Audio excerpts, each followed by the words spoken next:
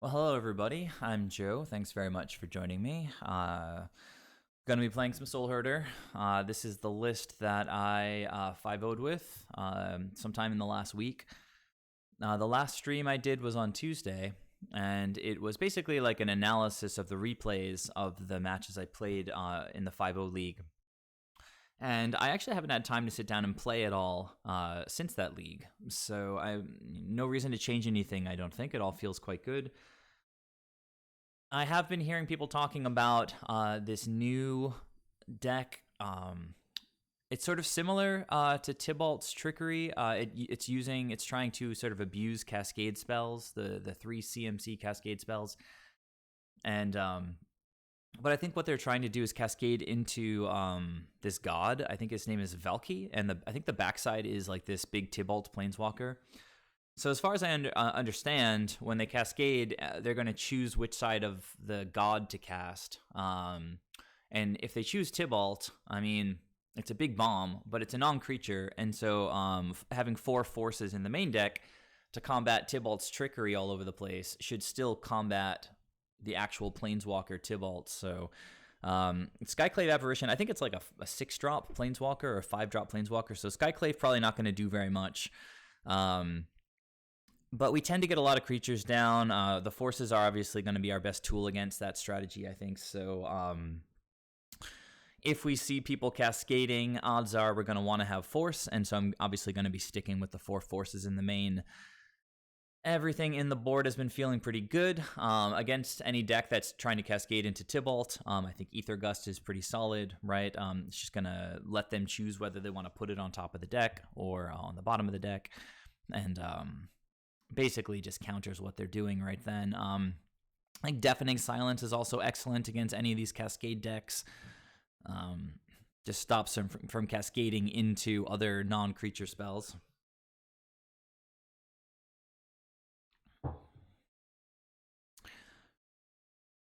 So yeah, I mean, and I guess against those decks that are bringing in like the big Tybalt, that are playing the big Tybalt Planeswalker, Celestial Purge will be pretty good because I think it's a black-red Planeswalker, so it gets hit twice as hard by Celestial Purge since it's both black and red, I guess. So, yeah. 3 Oros has been feeling awesome, just gaining life. Sort of the primary strength of Uro recently, helping me beat things like Burn or, black-red, Death Shadow. That's always so aggressive, so fast. Getting an Uro down, maybe ephemerating it once or twice, just gains so much life, gains so much time, helps us establish a board. Hey Cactus, welcome to the stream. I figured it would be a decent time over in Europe, not too late. Trying to do this Friday stream a little earlier in general. This week was a little weird because I had some rescheduled appointments. It's not going to be Thursday anymore, so it's going to be Monday and Friday for the near future. All right, so let's go ahead and jump into a league. See how things are going in the modern leagues. For some reason, it chose the Soul Harmonicon deck as like the default there. Okay, so this is the one that we want. How are you guys doing today? Do you have the whole weekend off coming up, or do you guys have to do some work? Let's see. We have the right deck. We're going to choose play points. I've been doing really well lately, so I think I've just been stacking up tons of play points. Should be good for like 6 leagues or so. Yeah, that's looking pretty good. I just cashed in like, I don't know, 15 or 20 trophies from the last few leagues. Deck's been feeling pretty nice. So 100 play points. Let's join.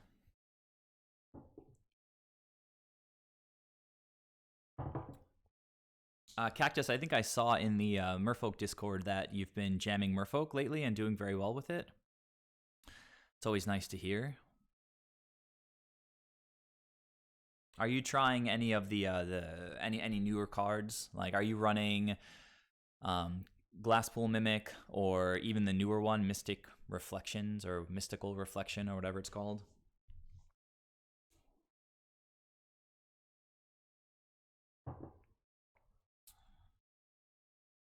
I am on the board early on in this. Feels good. I didn't get on the board at all in the entire Long Last League. There's Mr. Cactus, holding it down with 2 trophies. Very impressive.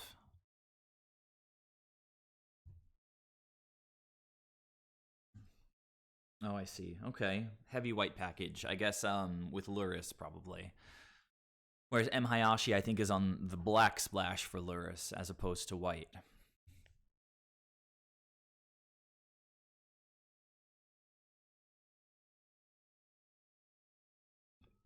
All right, we won the die roll.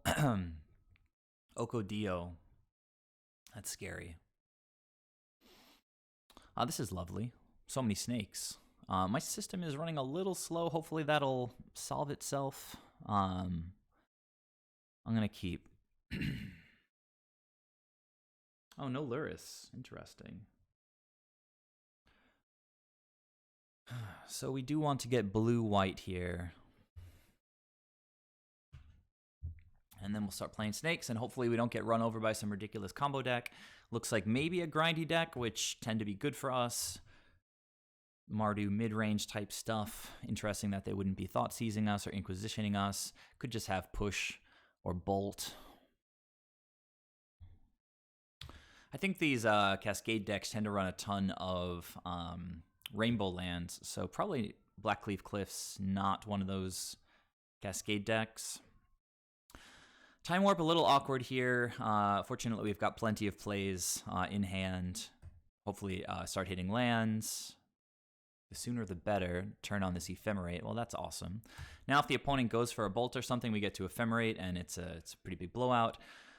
We don't have any forces in hand. We do have 4 in the main, but a little bit scared about what the opponent might be trying to do.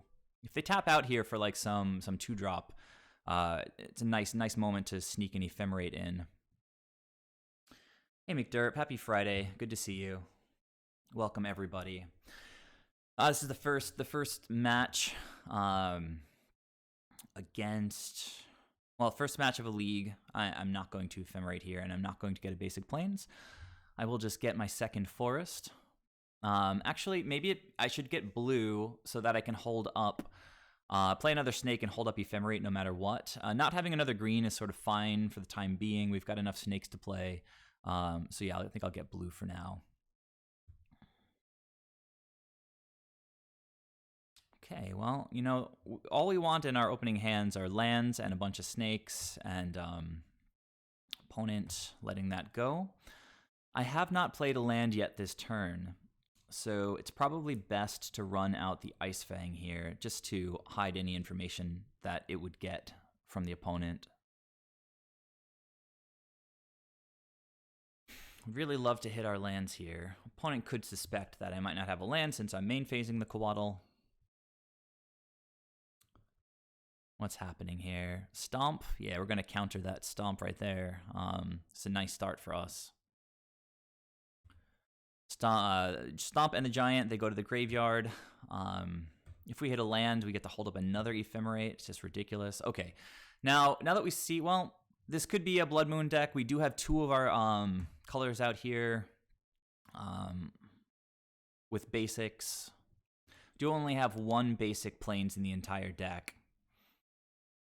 So it could get sketchy if the opponent gets Blood Moon down. Okay, just content to just stomp my snakes. Simian Spirit Guide. Well, that's awkward. Okay. Super weird. I guess they wanted me to not get this rebound. That's sort of fine with me. Okay, well, we drew a land. Let's go ahead and play this Oracle, see what we hit. I'm kind of happy to see the Force there. So, land's a little weird. We didn't get double green, but that's kind of where we were at that moment. I think they know we have a force because we just revealed it. We cast the Ephemerate, I believe, unless that was just revealed. No, I think they only know about the force at this point. All right, so can't really do anything else this turn, so I think I'll just pass. Opponent seems pretty content to go for like main phase instant speed removal. Maybe they'll just cast a giant, particularly knowing that we have force in hand. Yeah, this is totally fine. Gemstone Caverns. So I'm pretty sure this is a Blood Moon deck, like trying to cheese people out, like turn 1 Gemstone Caverns.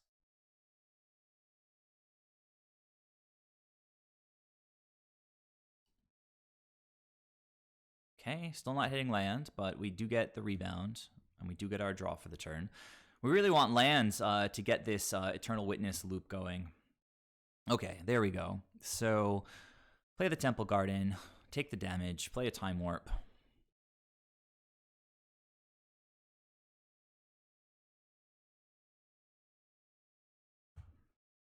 Play Eternal Witness, get back Ephemerate, play Of One Mind. This is taking a moment. Sorry if the system is, if it seems like it's lagging here.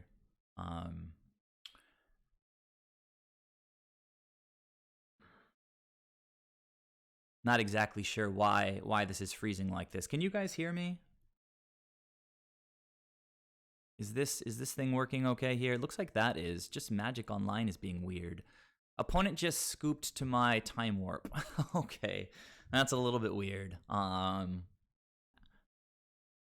But yeah, we were about to go off. So let's just, at this point, I feel like all I can do is just respect Blood Moon and just play my game, and we should be sort of okay. I'm going to keep in my forces just because I'm not exactly sure what's going on here, apart from, like, maybe they're going to play, like, some Chandras. It seems sort of like free win red, but with black. All right, cool. Thanks for checking, Contra. It looks like Valky. So I was saying earlier that Valky, like they're trying to cascade into Valky, I think, and then the forces are good because they're trying to like cast the Tybalt side of it. If it is in fact a cascade deck, oh, can you guys hear me now? Are things sort of okay again?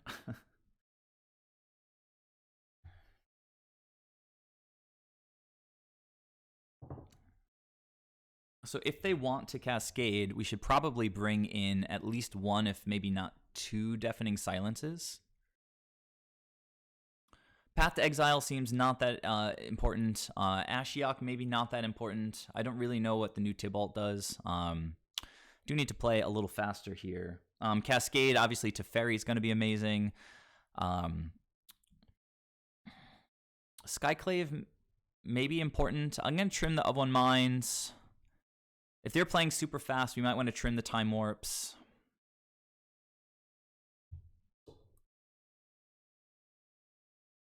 And again, if they're playing super fast, maybe Uro, like trim one Uro. And maybe just trim Soulherder, like have Skyap to deal with resolved permanents other than Tybalt. And then as far as stopping Tybalt, we've got 4 forces, Deafening Silences, Celestial Purges, Ether Gust, that kind of stuff. So, well, casting the creature side isn't that great, right? So when I take one, oh man, up, it's freezing now. Wait. All right, I'm just gonna submit this, guys, just because Magic is being super weird today. Ugh, come on, don't do me dirty, Magic. Let me submit my deck. Ugh, this is a mess. It's like freezing, unfreezing, freezing, unfreezing. So I gotta check my sideboard to see if they actually let. Nope, looks like we did sideboard here. And we've got, okay, it looks like we got out of that more or less correctly. I am going to keep this. And then the question is whether I want to lead on Hierarch or if I want to lead on Deafening Silence. They are running Simian Spirit Guides. I feel like I should open on the Silence, so I'm probably going to do that. You guys can yell at me if you want, but I'm going to go like Hallowed Fountain, and then the next turn, maybe I'll just cast like an Oracle or something.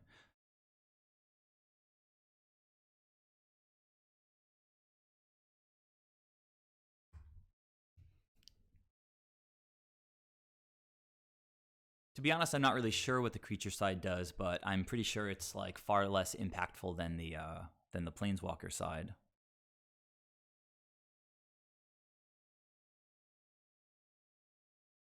Okay, so it's a Valky. Let's see. We can all read this thing.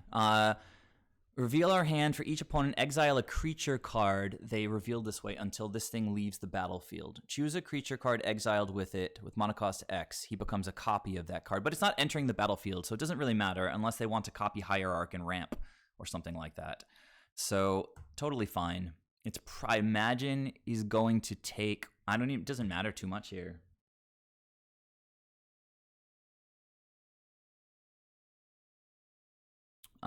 So he's going to take one of my creatures, right?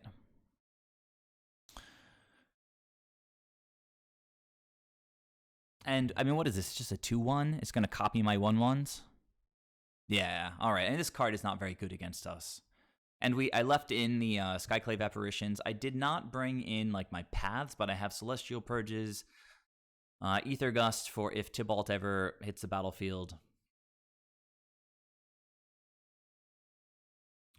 Opponent's having a hard time here.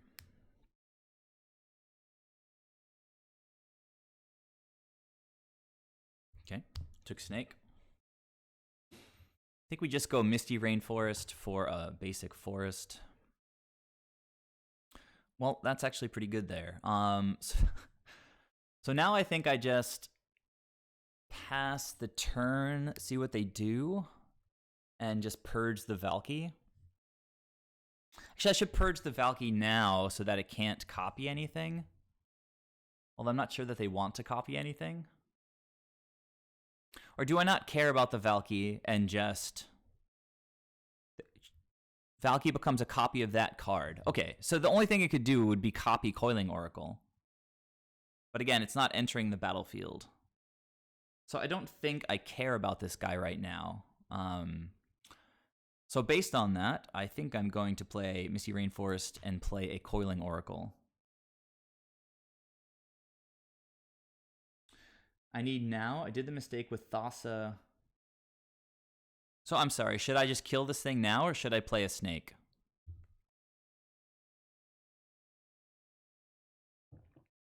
Oh, I see Cactus is like if they play discard and they get rid of my purge, is that right?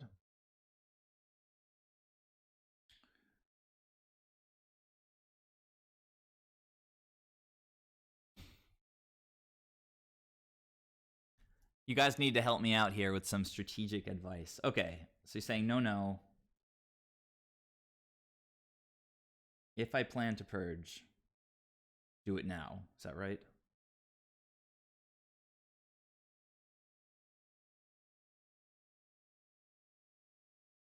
All right, yeah, I think I'm on the same page as you guys, and I'm not really worried about Valky right now. He's not like going to copy a Gristlebrand or something. He's going to copy a snake and get no value out of it, so...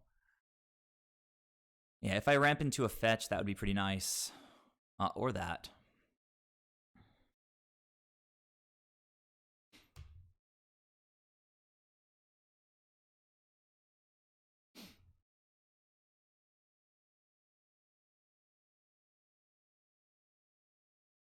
Oh, if I try to purge, they change it into a green creature, and then purge doesn't work. That's brilliant. Okay.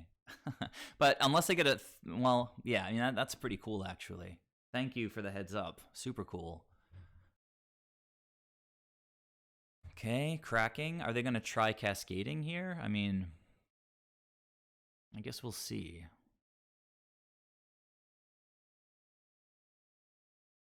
Well, that's just fine. They're discarding some lands. This has to be a decent matchup for us. I completely forgot that we were trying to play around Blood Moon, but now I don't think it's really much of an issue at all. So now I could purge the Valky, get back my snake, and just cast the snake and another Hierarch.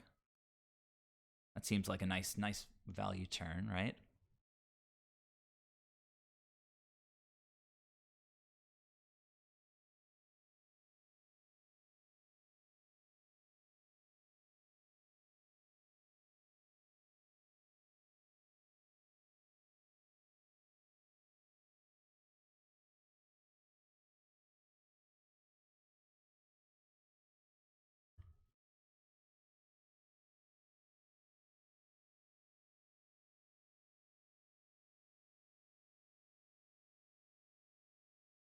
I think this is a pretty clean attack here. Not really worried about my life total yet. We still have 3 Uros in the deck.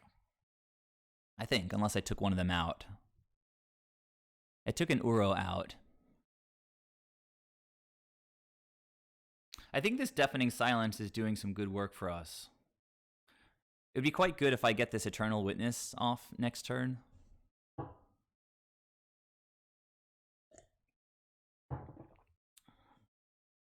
Opponent on 4 mana. We're on 6 mana. Yeah, I feel like this Deafening Silence just poops all over their corny, combo strategy. Otherwise, now they're just like a bad mid-range deck with a bunch of stupid Cascade spells.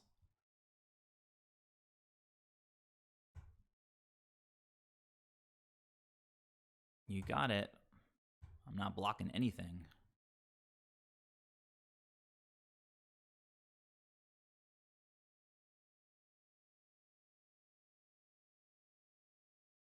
Are they going to stomp something?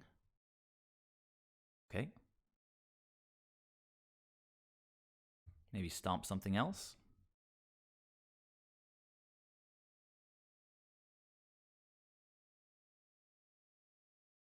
I mean, filling up the graveyard. Okay, Simian Spirit Guide casting this. So they're just going full on like mid-range mode now.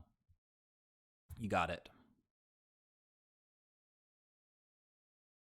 Well, that was a good draw. So I think I just want to go Witness, get back Purge, hold up Purge.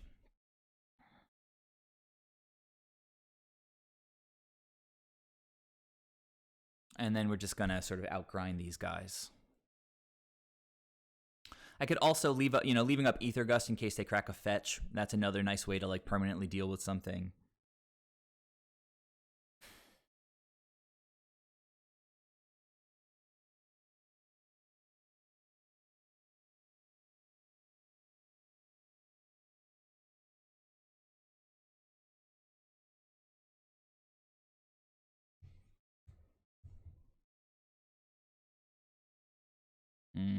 No, I don't have 2 Hierarchs anymore. I think passing the turn is probably a better decision.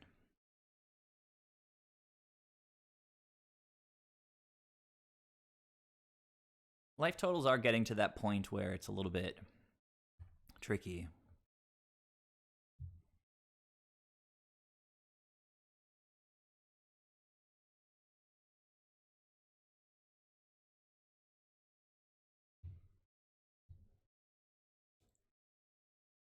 I think I like trading with the Elemental, purging this, going down to 6 maybe. Could also chump block here, purge this, take 1, deal with this next turn.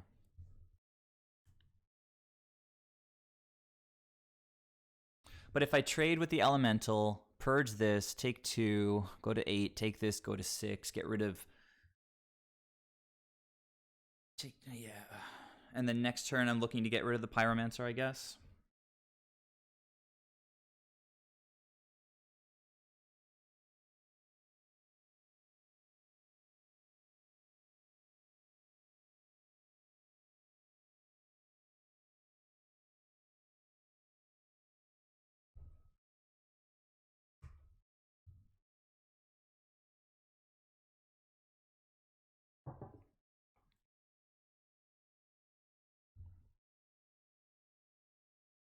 Double bolt for the win.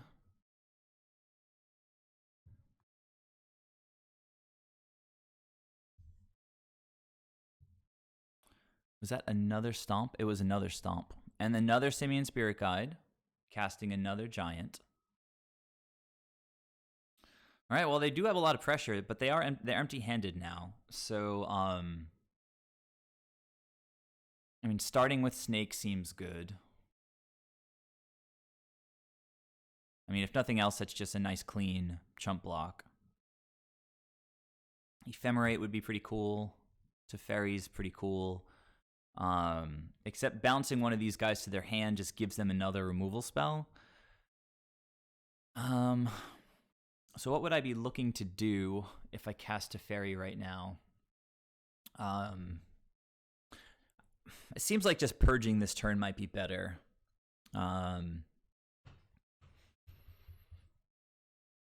All right, Cactus. Thanks very much for just joining. And I guess I'll see you next time.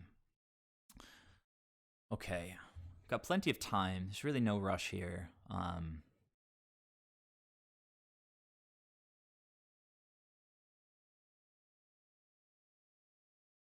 could play Teferi, bounce a snake back to my hand, just chump here.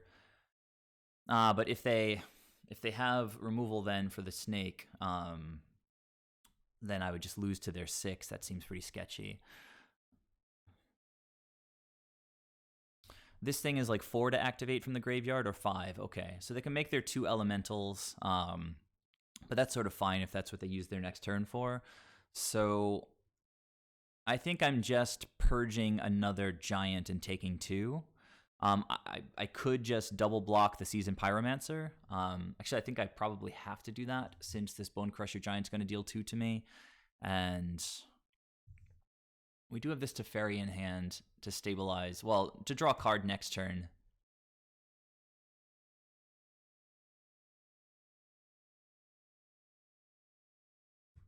Can also see if they crack a fetch, in which case the Ether Gust becomes really good. That would be kind of weird, though. Playing a fetch, cracking the fetch for no reason.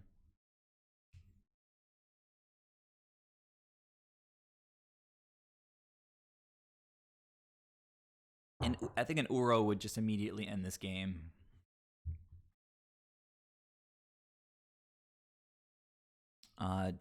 Demonic Dread saying I can't block. That's pretty funny. Okay. It's going to cascade, I guess, into that god guy, right? Okay. So enters the battlefield. I'm going to reveal. All right, so this is going to resolve. Can't take any creatures from my hand because I don't have any creatures in my hand.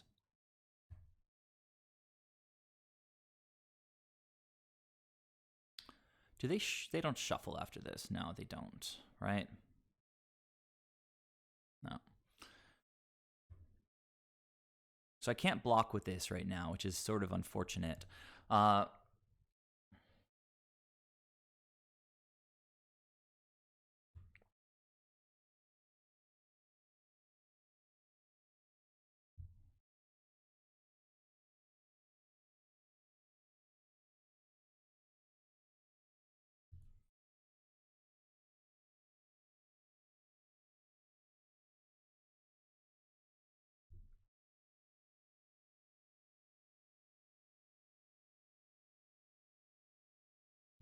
These giants are doing a number on me this game.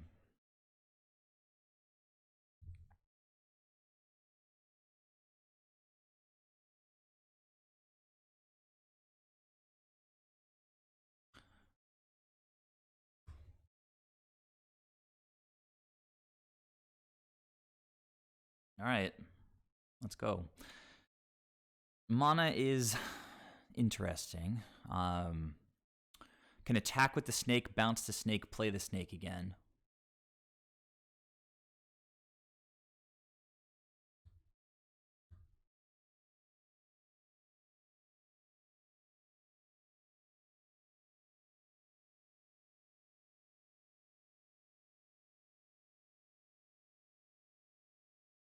Could also just bounce Valky if I feel like that thing's a problem. And Ether Gust is... You know, what if I just bounce or put Valky? If I bounce Valky, they play it again. Then I can just gust this thing next turn. Alternatively, I can just play this out, draw a card, chump again. Tricky. But by bouncing Valky, I still draw a card. And then I can still leave Gust up.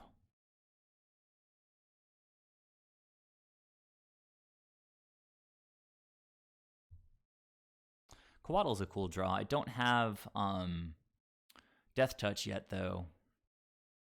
So just pass the turn. It is nice having Teferi down because they can't... I don't know that they have any kind of instant speed interaction that I would care about. So we know they have Valky and then something else. And bouncing Valky, of course, gives them the opportunity to potentially cast it as... Oh, wait, I have to cast this thing now.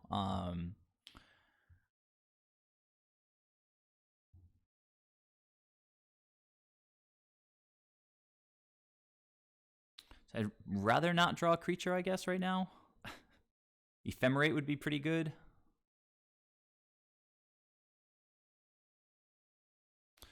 All right, so they're going to take my Hierarch away.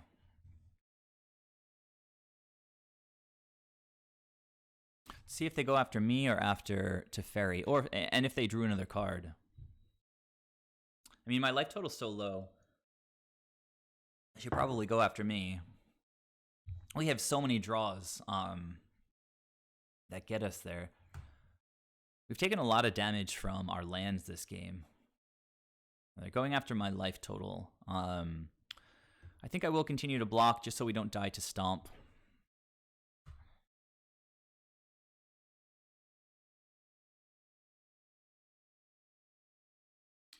So there's the Blood Moon. We kind of saw that coming. Eternal Witness is a good one.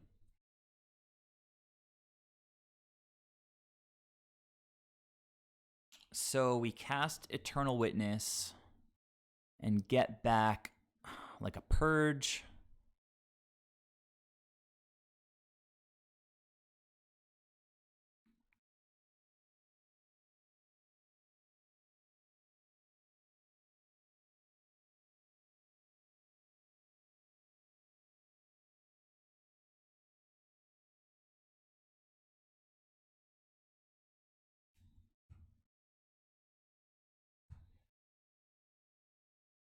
So I have to remember that I can't purge Valky when they have mana open, because they can just change it into a copy of my creature. But Valky has like no toughness, so I could just block it.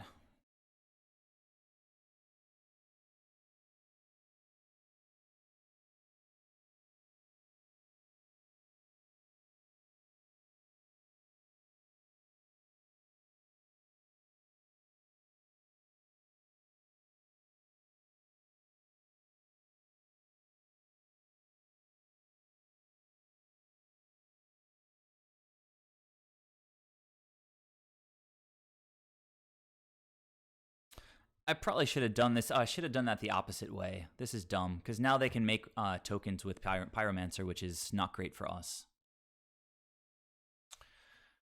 That was not well calculated. Another Valky. Okay, just going to take my Hierarch back.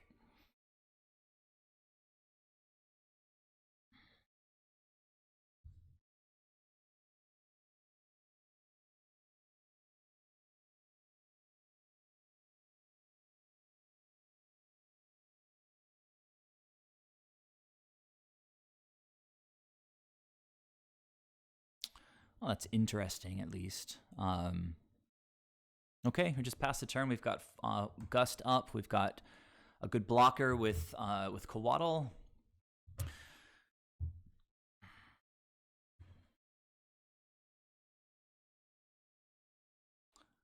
mean, these attacks are kind of curious.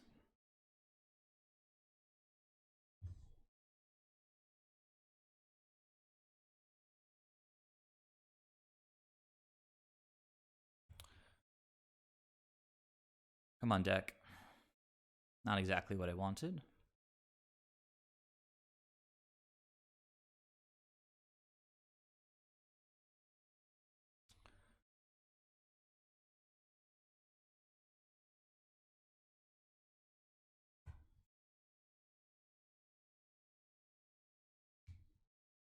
Yeah, McDerp. I don't know if you heard me mention that, but I definitely should have done it that way. Very, very silly to not have.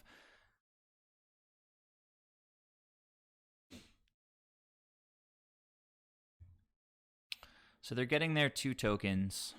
Can bounce one with Teferi if I feel like it.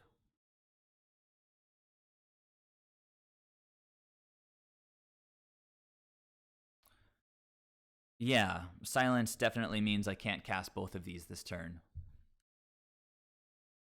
Opponent's got 2 cards in hand. I think I might just want to gust one of these tokens.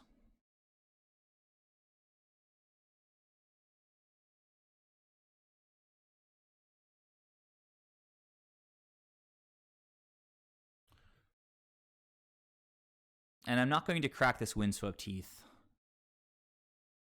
I am going to take 1.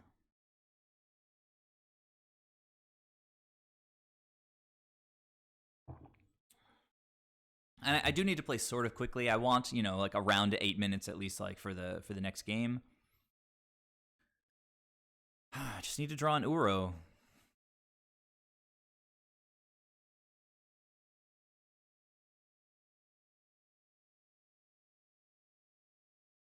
Yeah, okay. Opponent just conceded here. So weird. I guess maybe they drew a couple of lands.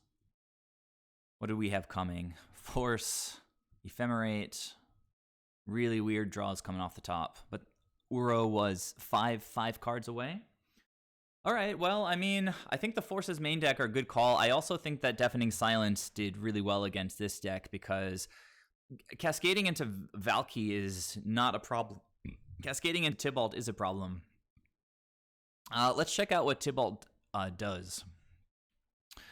As he enters the battlefield, you get an emblem with you may play cards exiled with this guy you may spend mana as though it were mana of any color to cast those spells. Okay, so +2, exile the top card of each player's library. So basically like drawing 2 cards. That's pretty sick. And then -3, exile target artifact or creature. So it lets them cast whatever they exile with the -3. And then -8 exiles all cards, and it adds 3 mana to help cast all of that cool stuff that he just exiled. All right, so, we just don't want to let Tybalt get on the battlefield, basically. 1-0.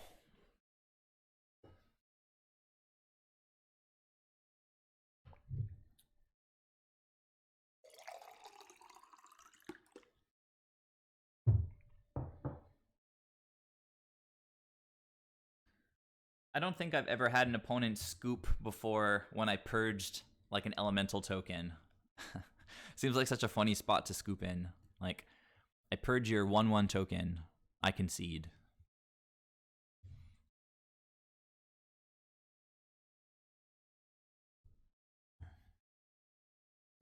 Yeah, let's go. Let's do this. It's pretty funny because in my 5-0 league, which is the last time I played, I was immediately paired against Tybalt's Trickery, like the deck that I sort of prepared the deck for. And then before this league, I talked about this new Cascade deck that's trying to cascade into Tybalt. And the first thing I got paired against was that deck. Oh, yeah? Well, I can just keep pouring water for you guys all night as long as you keep clicking that donate button. Somebody told me once on the Discord that I should do like ASMR streams because apparently my voice is soothing. It puts them to sleep or something. Oh, this is a snap keep. That's a pretty good hand right there. I mean, 4 lands is more than we want, but we've got our card draw. If the opponent plays an Ether Vial on turn 1, we're just blowing that thing up on our turn 2. So, welcome to the stream, everybody. Currently 1-0, playing the same list from the 5-0 analysis stream on Tuesday. Opponent in the tank about their hand. Not sure how I'm behind on the clock here. Feel like I just clicked keep right away, but Magic Online has been weird this evening so far.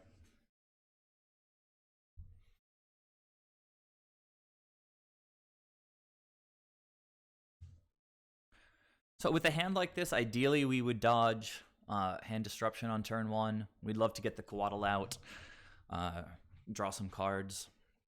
And in this metagame, we'd really like to draw into a force, just in case we are playing against like busted stuff.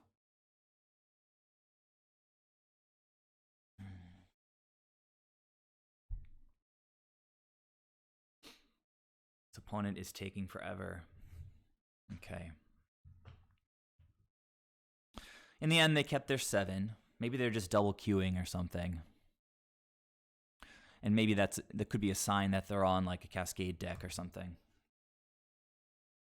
You know, I thought the system was running well. Am I missing frames? Maybe I am dropping frames. Maybe and then I can restart. Maybe that's a good idea. All right, opponent just passing. Seems good to me. Ephemerate might be great off the top. Oh my goodness, Uro is amazing. So yeah, I'm gonna go ahead and get some basics here. What a nice start this is.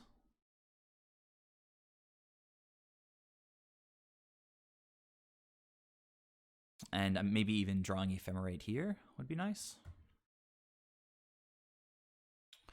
All right, so we can play one of these things. Maybe go get like a Temple Garden or something. And we've got lots of fetches. Uro should be coming online fairly quickly. Still not really sure what we're playing against, though honestly it could be like Ponza or something, in which case, well, Steam Vents, so... What do you got, opponent? Play like a storm creature or something, and I'll just Sprite Dragon. All right, this is actually working out pretty well so far. Next turn, we can play both of the creatures currently in our hand, and then shortly after that, escape Uro. Went all the way back down to 20 life.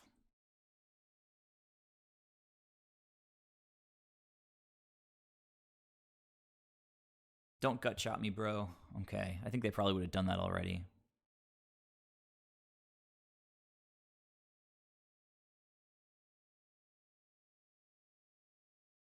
Well, that's an interesting land to have drawn. Yeah, I like it.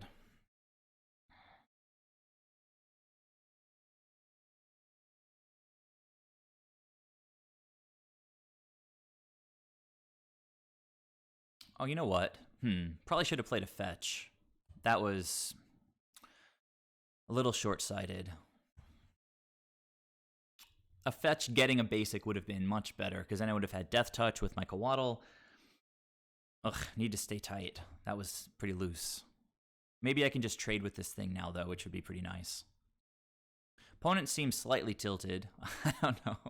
So, like, I'm just intuiting or interpreting the pace of play. I'm sort of fine blocking here.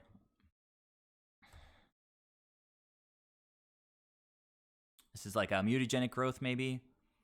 Wish we had Death Touch. So opponent's got something. Maybe like a Dismember? Okay, well now we have resources to cast Uro, which is pretty nice.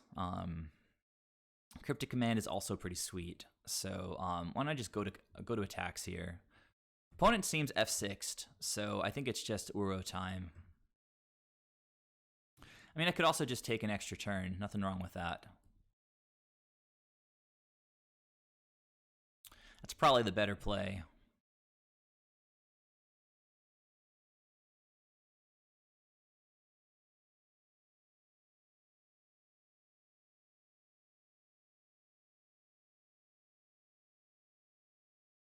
Come on.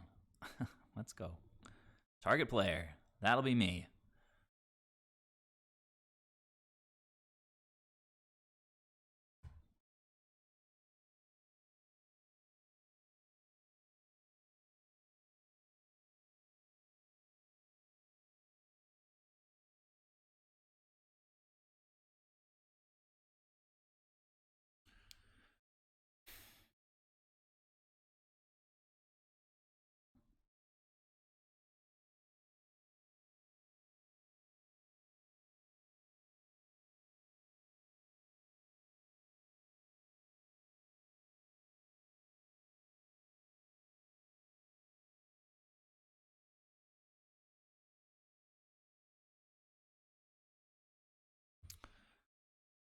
This game seems pretty sealed up right now.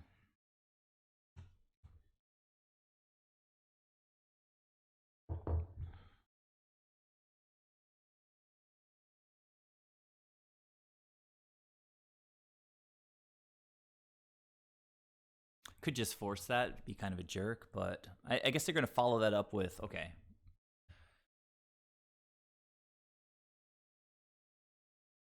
Is this like the flying bird thingy? Right. So we can attack for 8 if we just tap their team, or just attack with Uro. That just seems fine as well for 7. They went top, which seems pretty decent. Attack with Uro, hold up, Cryptic Command seems just fine. We are sitting at 20 life right now.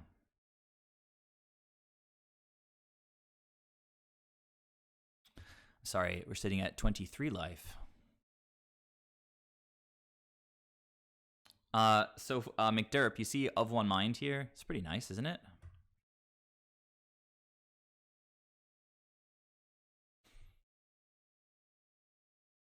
Just, draw 2 extra cards. Seems pretty good.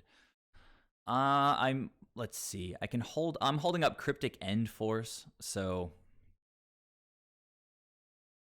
yeah, let's pass the turn.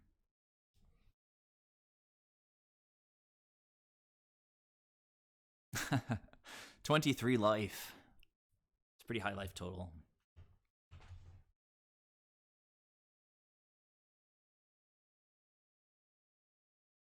So we're going to bring in Worship. We're going to look out for Blood Moon. So this is an excellent force target. Going after my face. Not really feeling it, so force.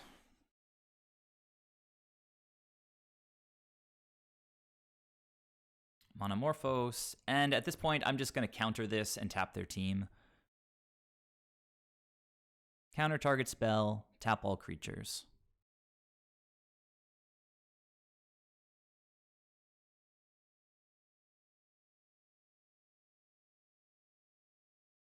Yeah, this is a little too much. Don't get too many games where we get to beat down like this.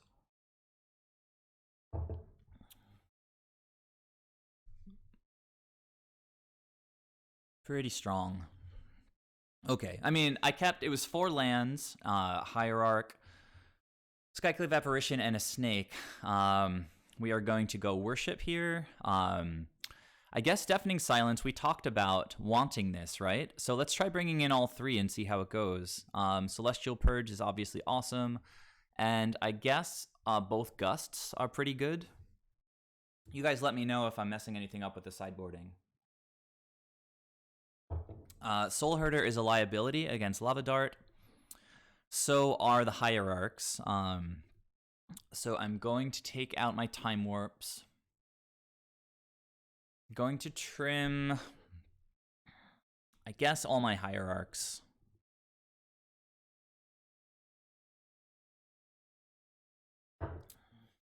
Fair enough. I can see your point there. Of One Mind might be difficult to get off just because they have so much potential removal.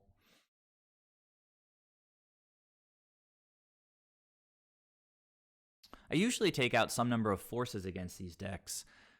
I take out 1 force. We're not ramping, but we are trying to defend pretty well with 2 Purges, 2 Paths. We've got 2 Skyclaves, a bunch of Snakes.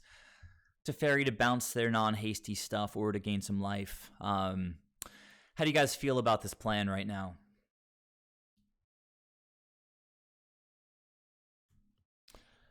Yeah, but I do play Skyclave, so I drew one of the Skyclaves that I play. And, you know, we can cast... I don't know that it's saying I would lose is correct, because you can still cast Of One Mind on turn 2 with 3 mana. It would just be a turn behind the opponent. Anyhow.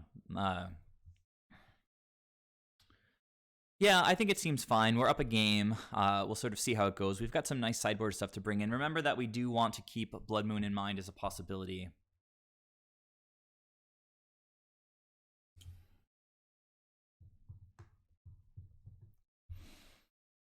I mean, this is interesting. We can open up white, play Deafening Silence, slow him down, but I really need to draw blue land. If I go blue, now I'm 2 lands away from Skyclave, so it would have to be like white, play Silence, and just hope to draw blue, or a fetch to get blue-white, hopefully, would be the best. I think this is like close enough, and being on the draw, we've got enough defense. I think this is a keep. You guys with me?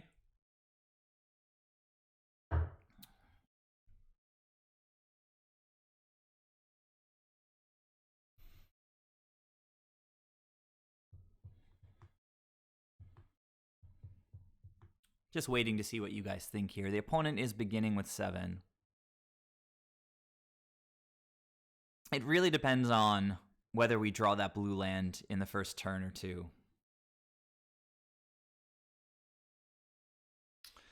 I think I like it enough to keep. So even if I draw like an Eternal Witness, we can get back to Prismatic Vista. I'm gonna keep.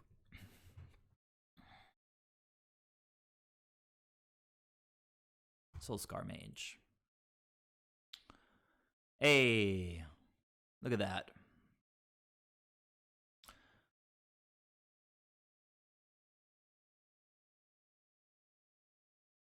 Maybe I should... Ugh, man. I'm always playing a tiny bit too fast.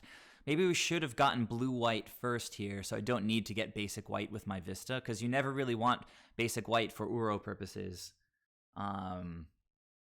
So, you know, that was a little bit of a punt there, but hopefully it'll be okay. It's just going to affect when we get to escape Uro, or it may affect that, depending on how we ramp with Uro. And remember, we do want basics, right? So if I get basic blue, I can try to gust something, follow up with Skyclave. This looks like a light up the stage.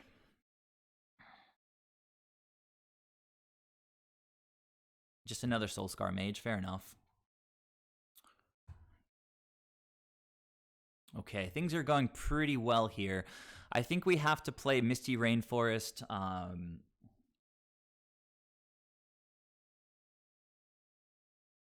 As long as we can, if we can dodge Blood Moon next turn,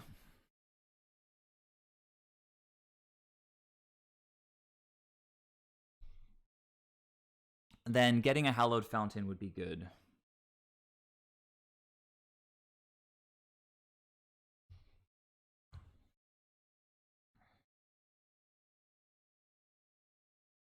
And we could do Apparition or Uro next turn, honestly.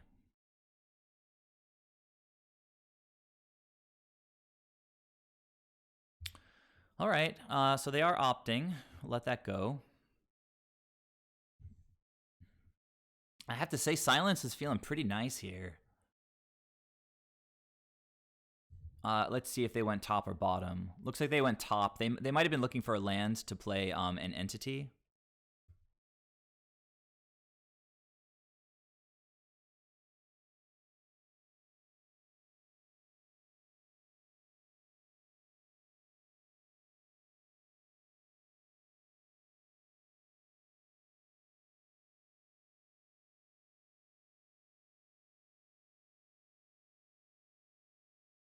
All right, so the Hallowed Fountain basically offset the 2 life that we lost there. They went top with that Soulscar Mage. Oh, they just passed. That's interesting. All right now. So I think I'm just going to go for Skyclave Apparition and see how it goes. I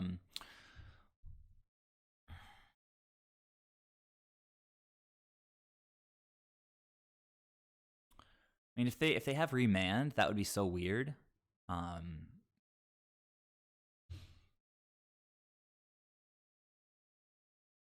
Okay, Opt. That's the only spell that they can cast this turn, so Skyclave is going to resolve. Deck is feeling smooth tonight.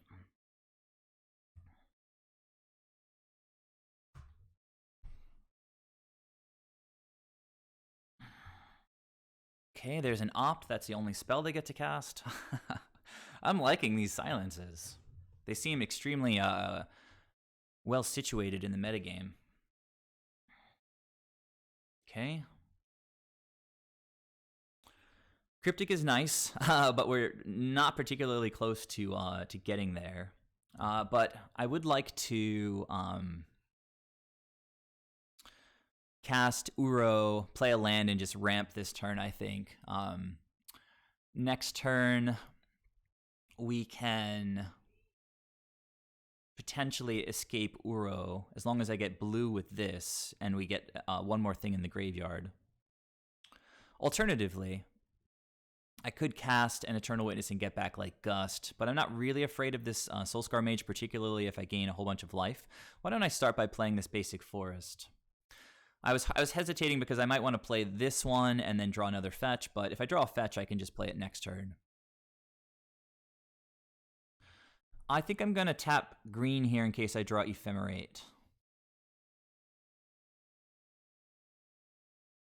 Oh, although I do get to play the Windswept Heath anyway, so... Well, that was poor. I could have tapped white, left up green, played like a Hierarch, but in this case, an Oracle, which I can't play now. Not the end of the world, but we will pass the turn back to the opponent, and... Interesting to note that if I block with Skyclave and it dies, they get a 1/1, but I get to definitely escape Uro next turn, which seems pretty solid. Do you guys want to block with Skyclave here? Well, let's see. To block or not to block? I kind of like blocking. Of course, having access to the Skyclave to be able to ephemerate it and kill their stuff seems important.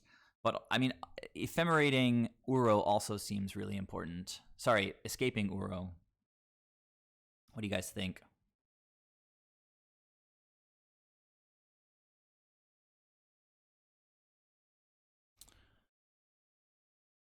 Of course, I could just pass next turn. Well, no, I don't have Cryptic. I can just Eternal Witness, get back Gust next turn.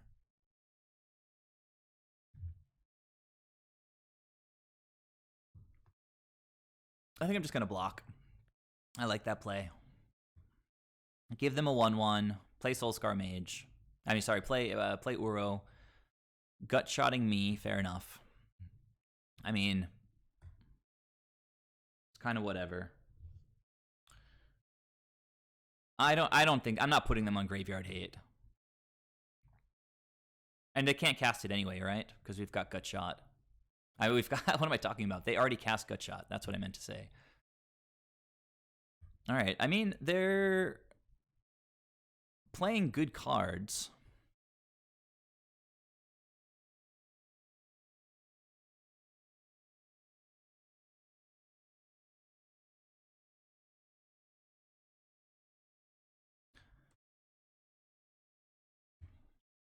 This basic Plains is so awkward. Skyclave is a nice card to have drawn. But the plan is just get Uro down, gain some more life, set up very difficult blocks, attacks for the opponent.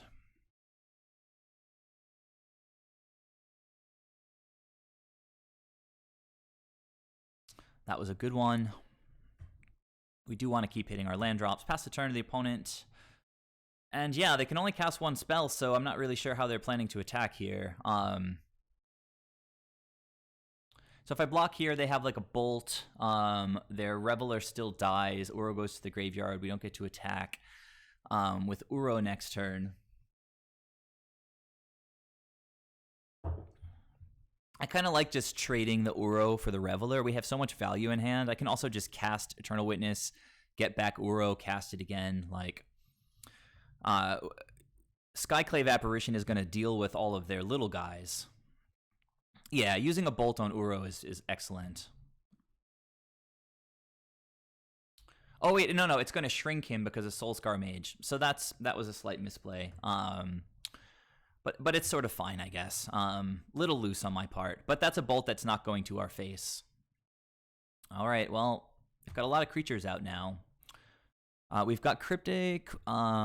If we draw another blue source, that was rough. I shouldn't have blocked there. The only thing I forgot was that Uro was getting shrunken by the Soulscar Mage.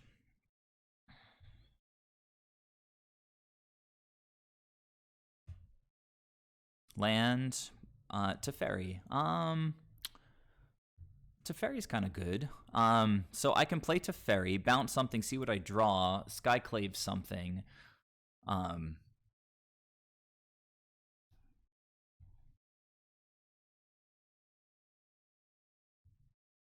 think Teferi bounce the Stormwing seems okay.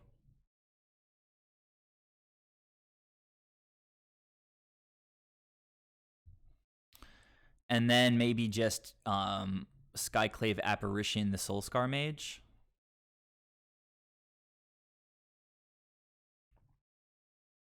Oh, yeah. So I'm going to bounce this Stormwing.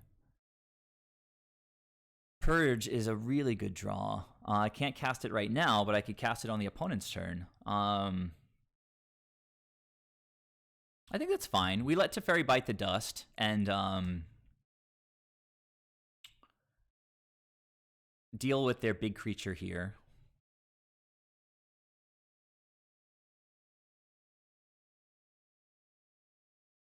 Sprite Dragon. Monomorphos. Gonna pump the dorks.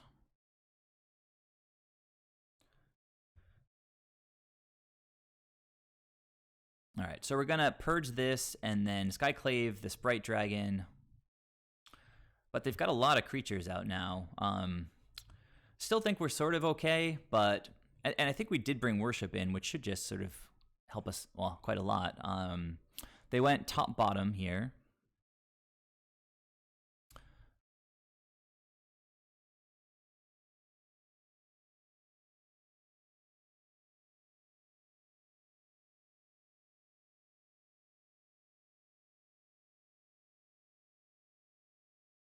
So we're going to take 5 damage here. Stuff's going to the graveyard. Or 4 damage, I guess. Another Teferi is pretty cool. You can play Teferi and then Skyclave this guy. They're going to have to devote more resources to going after Teferi, I guess. Could also just Eternal Witness, get back Purge the Sprite Dragon. Nah. I think I'm good on the same line here.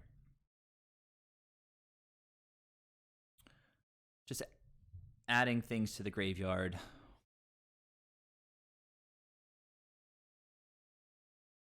Land is nice. I don't hate that. We don't have another blue shock to get, so I think I just have to cast the Skyclave here.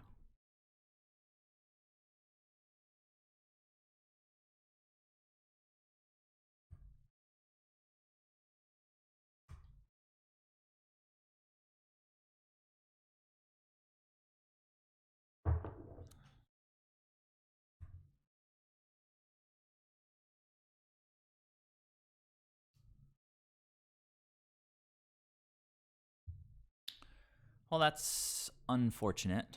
Not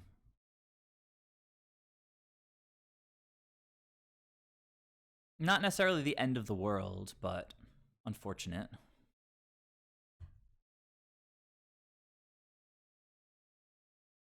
I mean, they have a really nice combination of cards in their hand. Like, I think they get to cast their bird again. By their bird, I mean elemental. My face. Going after Teferi, after my face. So I think we take 2 here. Teferi bites dust. Okay.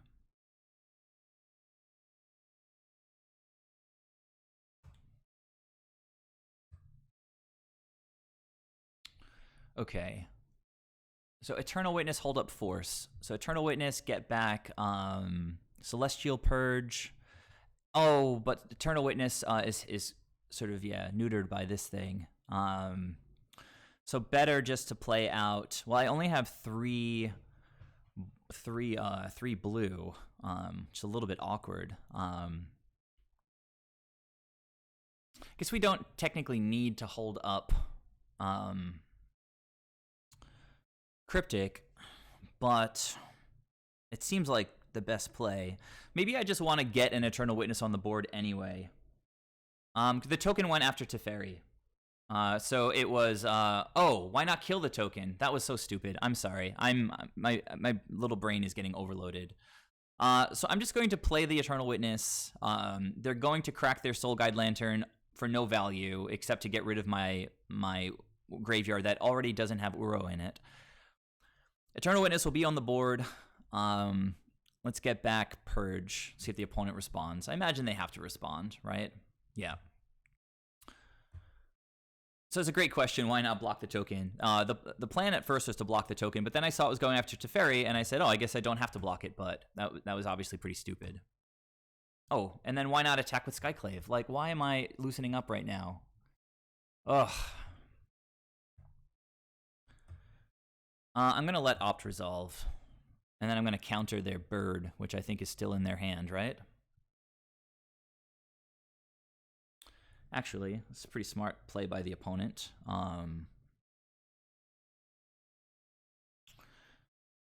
So yeah, I think we just have to tap their team and draw a card here.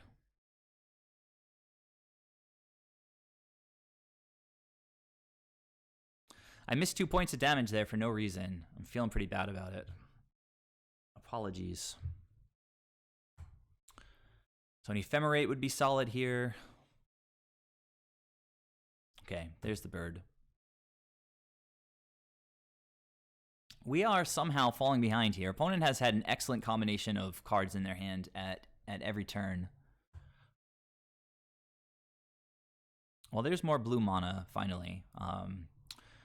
But we kind of need to hit something good here.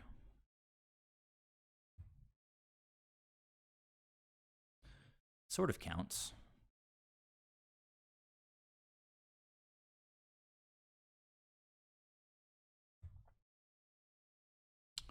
That counts for sure. We know that they play Spell Pierce. So I'm not really afraid of Spell Pierce. I could Path now and attack, but Pathing now gives them more mana. I think the plan here is to Path and Gust. So attack now, Path now, attack for 4 seems solid, I think. Tap bounce Ewit would be a reasonable play.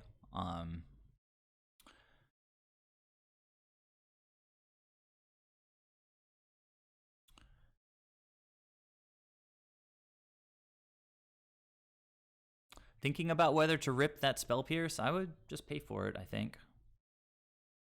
Takes 1 more point of damage. Kind of lame.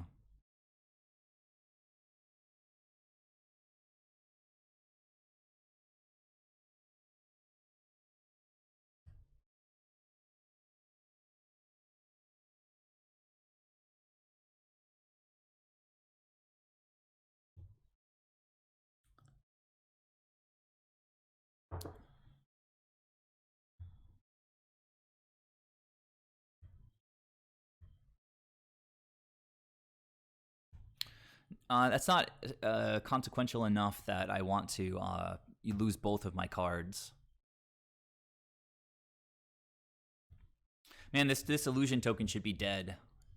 And I'm not sure why they didn't. So they're both going after my face. They're down to 1 card. I need to play smart here. I think I'm just going to block with one of these things and take 2. We've got a Gust. We've got a Force. They've got 1 card in hand. It's a land, and now they've got no cards but 2 redraws coming with the Islets. Another path is pretty good. If I path now and attack for 5, it could be GG. Pathing this thing seems pretty weird. At the same time, I kind of like where I'm at. So path this, hold up Gust, hold up Force. I think we're good to go.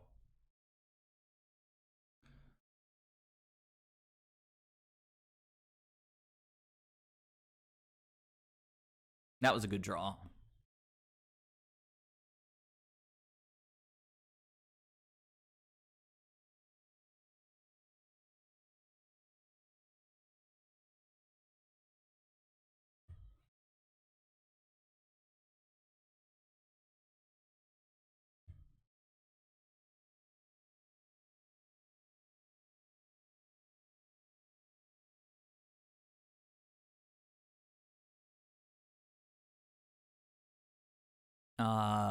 Oh, wait. I already cast a path. Oh my goodness. So I can't force. That's unfortunate. Oh my god. Is this going to turn around because the dude's going to get a creature now? Oh. All right. Well,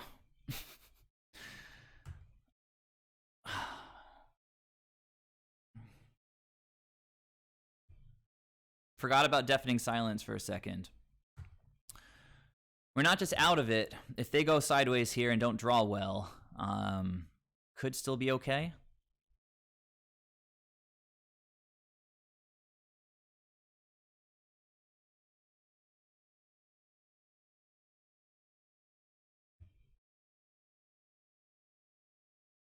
I think I just want to force this here.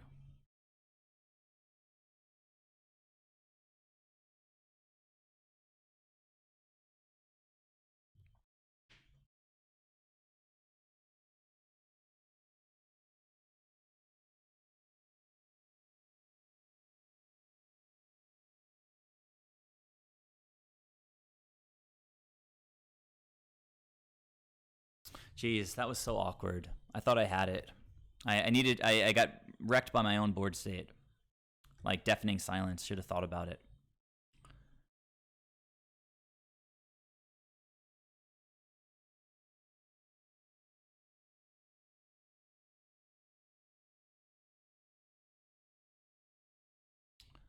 So why am I not allowed to cast Gust? Guys? Oh, I forced. I'm so stupid. I need to get used to playing with this card.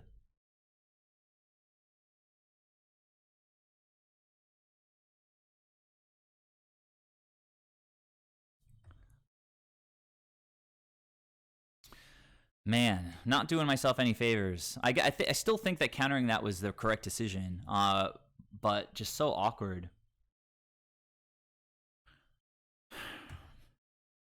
No good attacks here.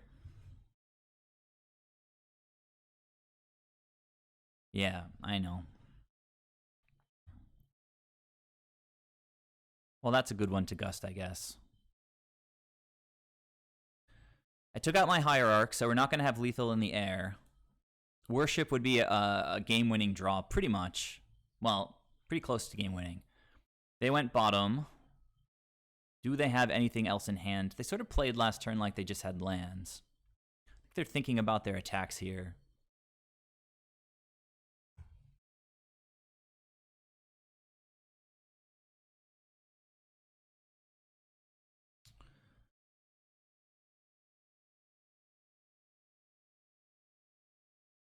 I can play fast in the last game, I guess. Let's see.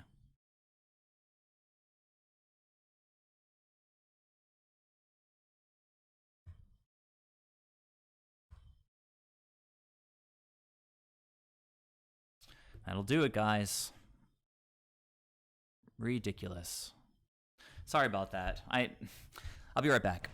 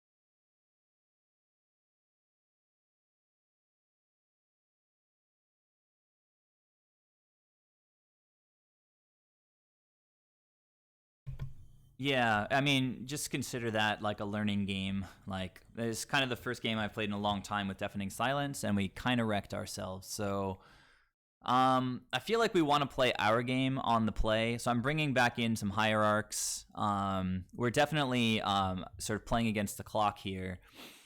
So let's see. I think that's kind of all I want to bring back in. Maybe just 3 is fine. Even though they have graveyard hate, I'm not going to worry about Uros. I'm not going to board out my Uros. So, but I might board out 1 Eternal Witness. And I'm going to play super fast, so I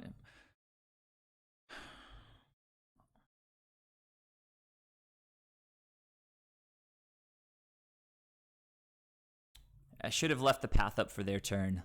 This is fine. We'll keep.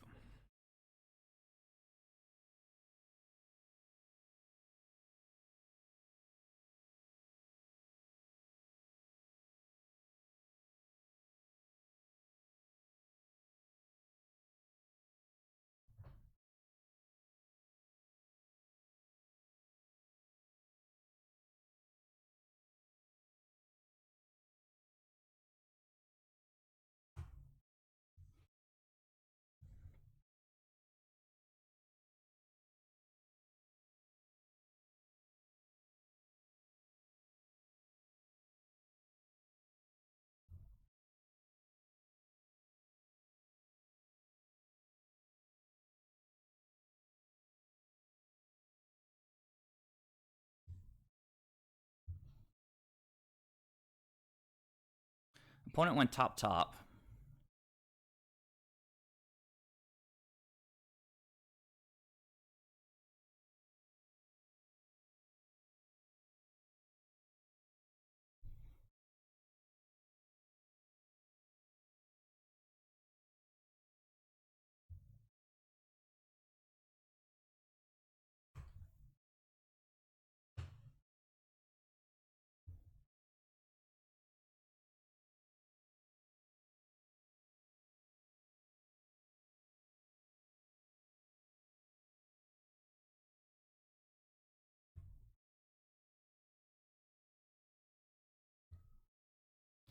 Don't think I can afford to block here. We'll see what the opponent does in response to this. Maybe I should. I don't know. Let's see. I need to draw land.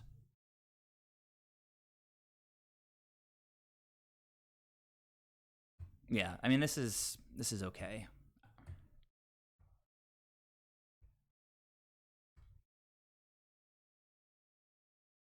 Two flying creatures. It's pretty decent for them. Well, that's actually pretty decent for us.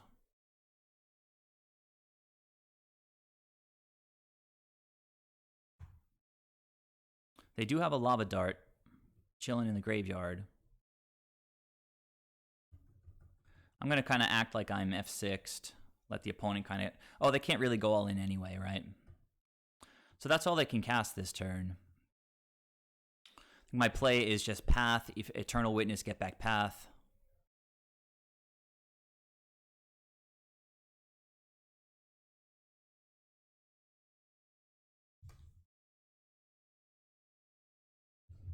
I have to remember my Deafening Silence.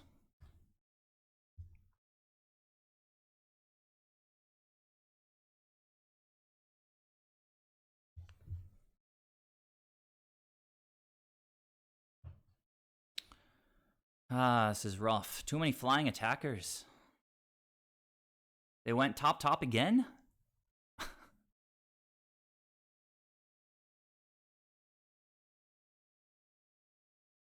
How do they keep going top top? That's four consecutive scries to the top.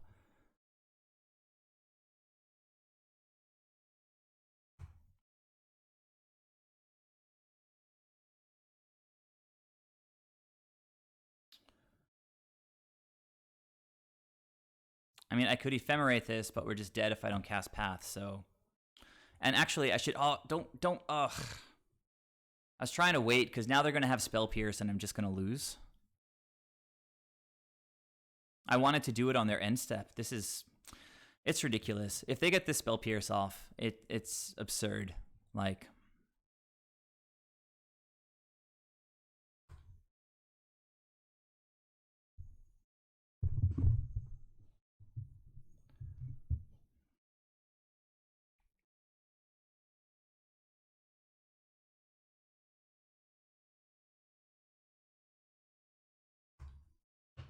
They have 2 lava darts in the graveyard now. And another Stormwing entity. So they can double dart me on my turn. I need to draw another path, like right off the top. Uro is interesting. Uro plus Ephemerate gains some life. If they lava dart on their turn, they go 10. They can 10 me with these Stormwing entities, so it's not good enough. Oh, Jesus. This is like the nuttiest hand. I can't believe I lost that last game.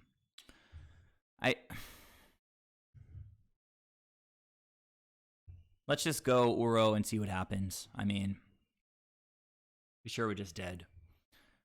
Like, triple Stormwing entity or double Stormwing entity plus the dragon plus double dart.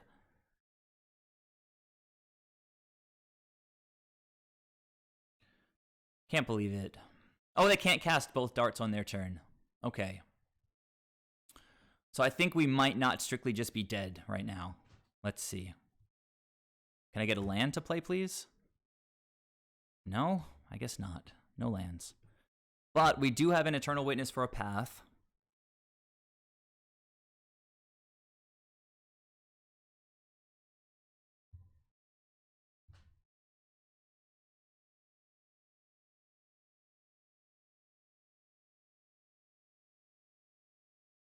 Oh, I'm dead. I'm dead. Because they dart me and then I lose to 8. That's right.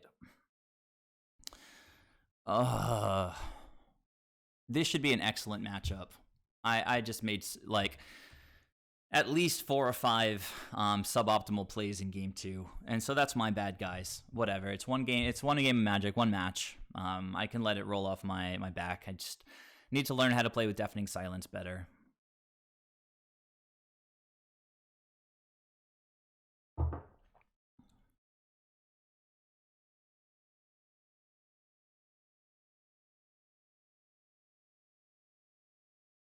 That is a little bit tilting, though, I have to say.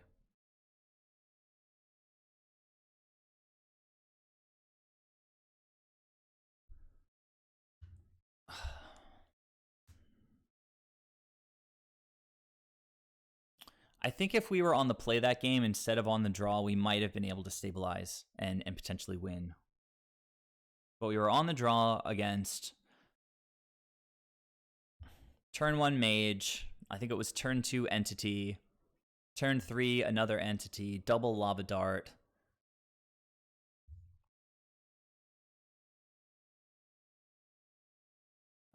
So stupid, man. I should be 2-0 right now. But let's not be negative, all right? Like let's treat it as a learning experience. Now we are in the losers bracket and we're going to get some extremely favorable matchups.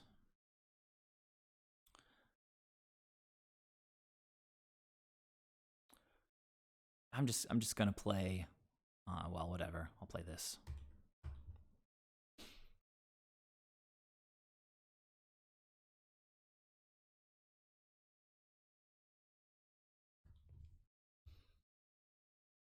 Hallowed Fountain. Tapped. I got a land. No, not a land. No, I didn't want a land. Sorry, deck. I asked for a land. I wanted to hit a land off of the Coiling Oracle. Meh. Sequencing deck. Sequencing.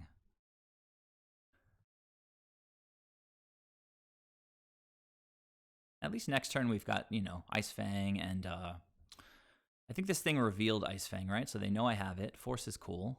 I think it's time to play the Vista. Just get it out of my hand. They don't know about the Force, so just being able to hardcast Force against a Teferi would be pretty cool.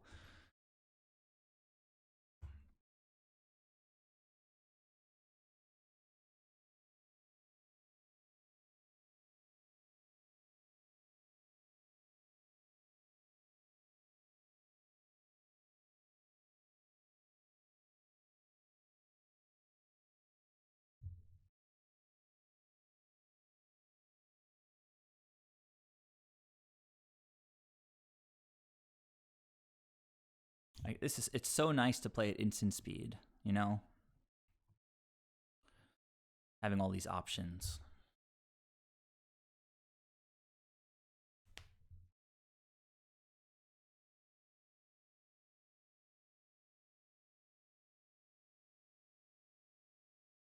I think I want to get blue here, which means I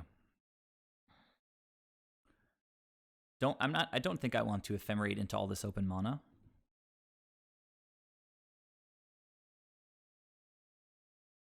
And I don't want to get basic white. It's just a bad choice. Opponent is F6'd though, to be fair. So maybe I should ephemerate here. I'm going to do it. Let's see how it goes. Oh, they seem to have stopped their F6. If they want to ramp me too by like pathing in response to this, that's kind of fine. It's always nice casting Ephemerate on the opponent's end step because they always feel obligated to respond, right? So this is kind of fine. Like, I'm fine trading. Well, let's see what happens here. Dovin's Veto. All right, so they countered it, and I couldn't counter that, so all good. That means I can cast Eternal Witness and get back. Another Force is almost certainly excellent in this matchup. Eventually, they're going to go for a Planeswalker, and we're going to want to counter it.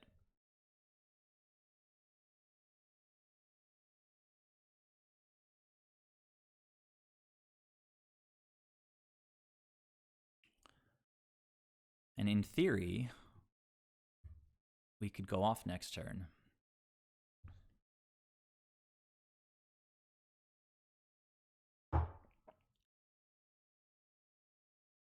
Are we getting pathed now? Okay.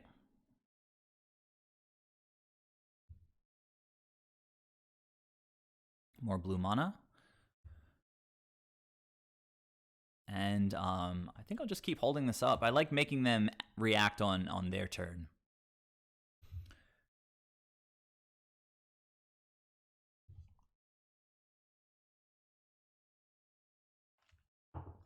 Mystic Sanctuary. Putting back a Veto on top. An uncounterable counterspell, but only for non-creatures, right?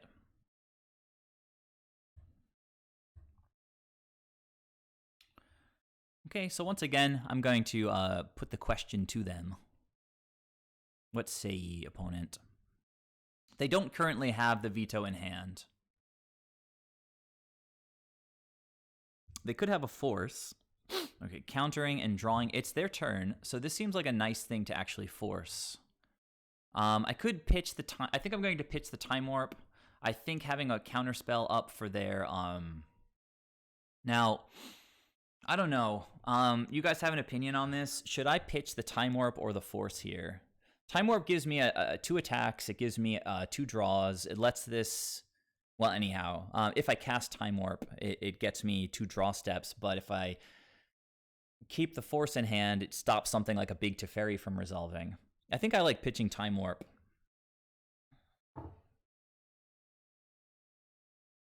And again, this is why we play on the opponent's turn. Yeah, I think I'm with Horny Vegan.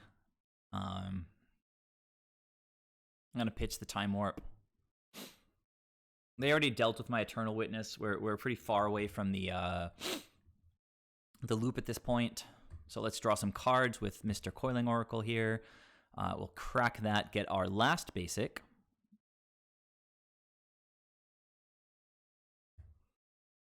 Catch the rebound. Draw something excellent. Very nice indeed.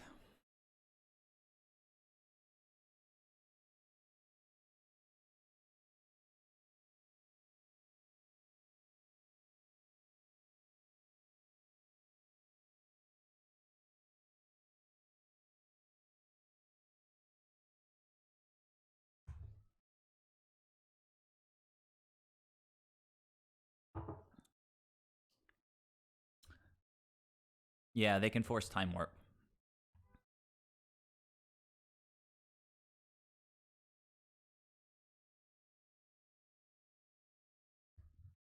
So we are, once again, going to press the issue here.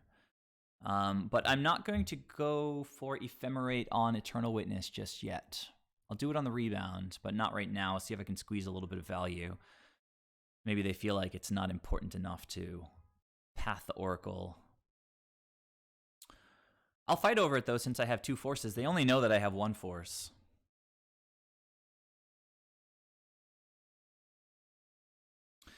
Huh.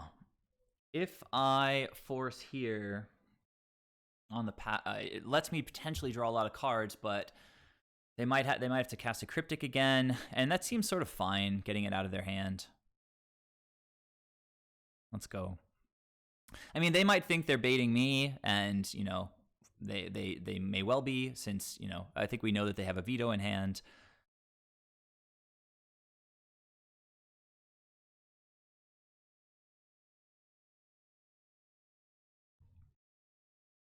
But meanwhile, we're just beating in. They should have, like, okay, all right. So I have no basics to get, right? So we say okay. Opponent knows the basics that I have, and sort of all right. I'm gonna leave that land in hand for now.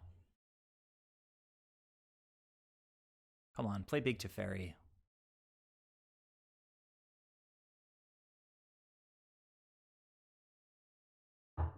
Or, like, I don't know, Shark Typhoon? What are they?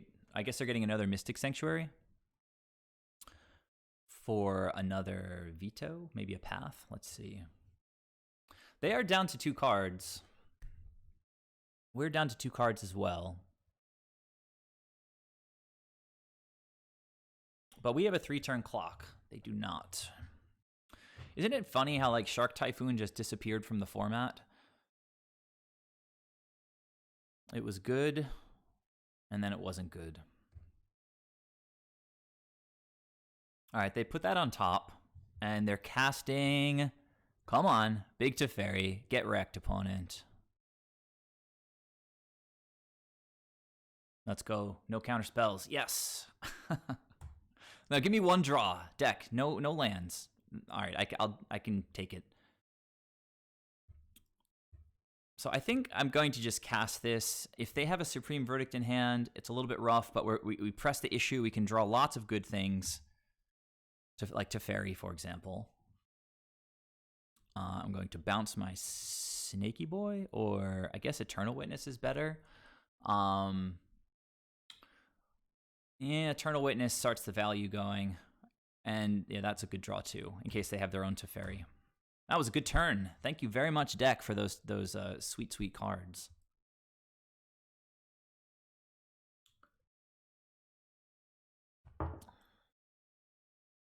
Now the opponent can't do anything because we have Teferi. I get Ephemerate, and I hold up Ephemerate and Force.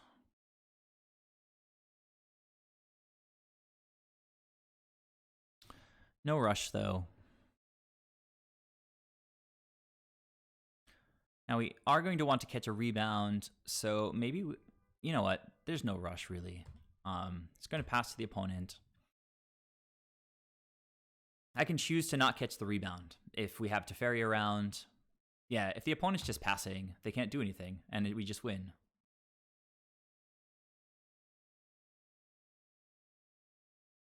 Nice game. Very nice game.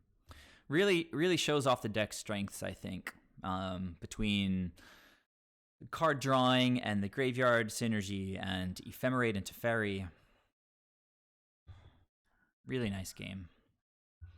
So we're going to want Ashiok in this matchup. Ashiok, if it gets down early, can just win against these kinds of decks. Deafening Silence, not good enough. Veil, absolutely good enough.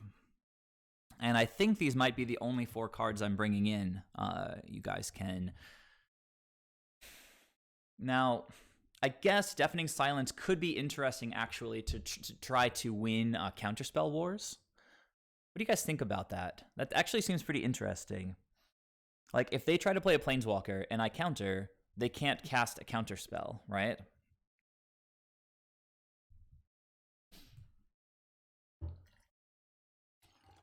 I don't think people are playing Typhoon anymore, but I guess this... It wouldn't be surprising if they had it. What am I taking out? I quite like pretty much all the cards I have. I could take out 1 Time Warp. I mean, we're going to have time to draw them. I like the Hierarchs a lot. Of One Mind is going to be pretty good value, I think.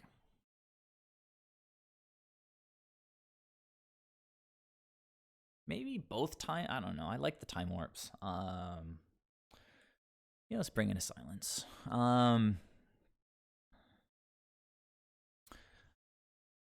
Soulherder is a nice body, but I think it dies to path, and we need to make some cuts.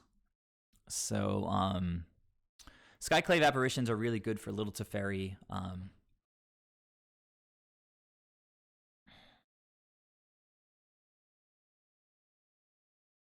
Maybe trim both time warps and just lean on Cryptic a little bit more. Not taking out any forces, not taking out any of these cards. I could see trimming one Witness maybe and one of One Mind, and we'll do it like that.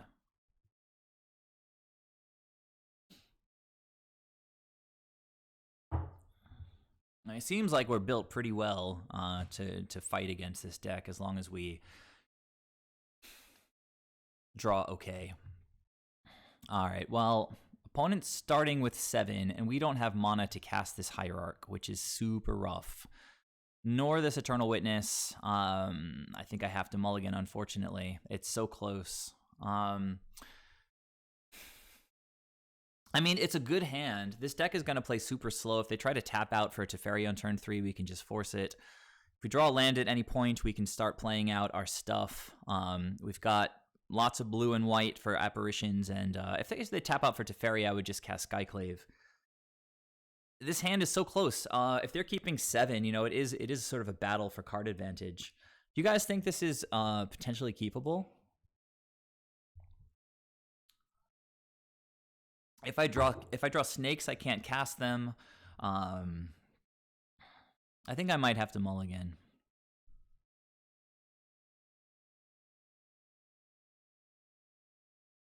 I'm gonna mulligan. This is better. So we will keep. And I think I have to bottom. Teferi's so good. We're gonna play the snake for sure. It's between Teferi. No, I might just put the Ephemerate on the bottom. Ephemerate's pretty good though. I need to draw white mana to get there as well with Teferi. Same with like green, an extra green for Eternal Witness. So these are both very high impact spells. I'm gonna put Ephemerate on the bottom. We don't have white right now to cast it, so.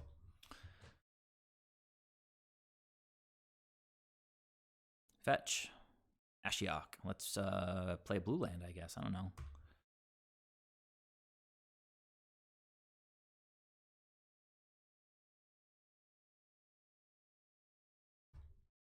Come on, no spell snare.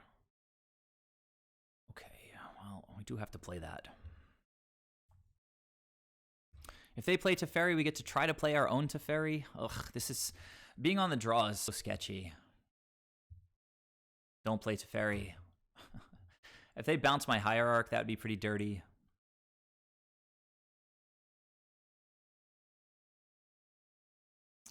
Oh, just passing. I can dig it. Now I can just play... Oh, man. So now I can play whatever I want in Veil. Oof. And Veil gets through Dovin's Veto as well. Yeah, I'm going to get Teferi down. Faux show. We're going to get blue-white now, or maybe green-white. Green-white for now is okay.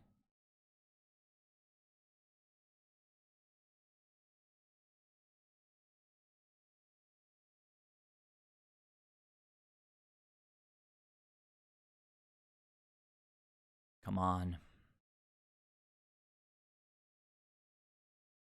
I mean, if they have a snap, he can just, like, attack. What's happening here? And if they have to force my... well, let's see. If they have to force my Veil, like, we're in a pretty good spot anyway. Let's go, deck. It looks like they're forcing. They're thinking about it. But they pitched a Cryptic Command, so Teferi's not going to resolve. But...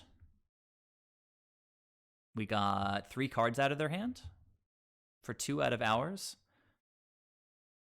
We can try to jam Ashiok next turn, get rid of their graveyard.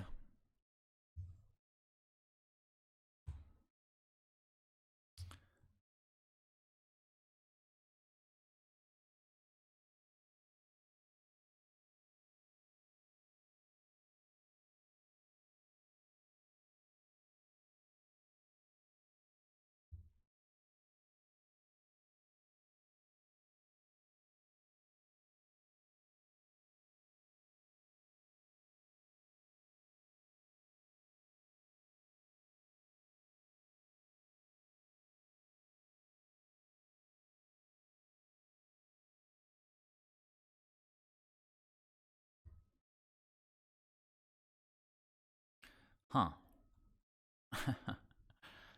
Well, they know I have the Teferi. This is so interesting now. They're going to put something on top, or try to, with this Sanctuary. I feel like... all right, I'm going to lead with Ashiok. It's something that they kind of want to counter. They know I have the Teferi. All right. They seem... I'm going to mill myself. In response to this, they will crack this and lose a land. They didn't do it. They didn't crack in response to Ashiok. That is a massive win. Opponent with the punt. That's just like land destruction right there. Field of Ruin doesn't let them search.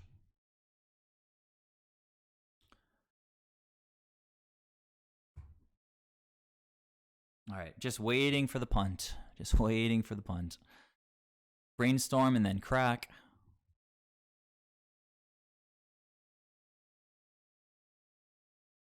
Looking at the top card of my library. They put it on the bottom. Oh, here's Tormod's Crypt. Interesting. Unfortunate timing since we have the Eternal Witness in hand. Well, Force is a great card. We're going to resolve to Fairy, and...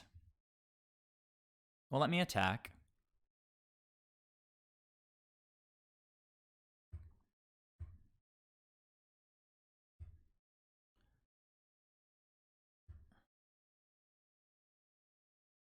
I think I kind of like just forcing their hand with Eternal Witness here.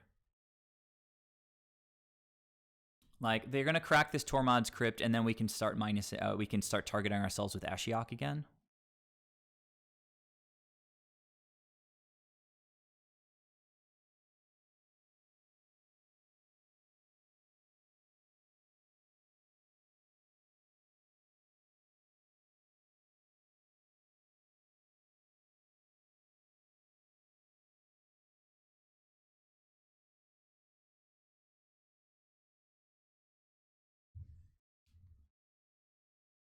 The opponent knows that I have a Teferi in hand already. But still, they can't like me having multiple Teferis. Another play would have been to play Teferi, try to bounce Tormod's Crypt to force the crack.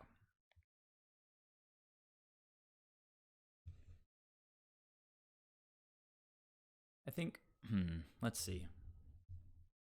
Wow. Okay, so now we just start milling the opponent, I think. We've got a better clock to start attacking Jace. We can check what the opponent has exiled. We got a Terminus, that's nice. And we've got an extra blue card to pitch to Force. So pass the turn. Opponent with 2 cards in hand. Let's see what they do with Jace this turn.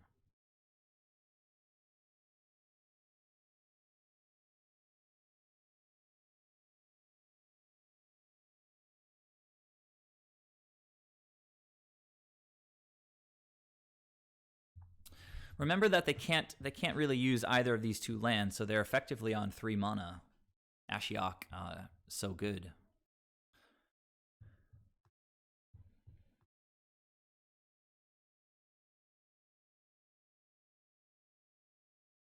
Oh, that's funny. We milled our single Deafening Silence. They are going to Brainstorm. Looks like they feel like they're kind of backed into a corner here.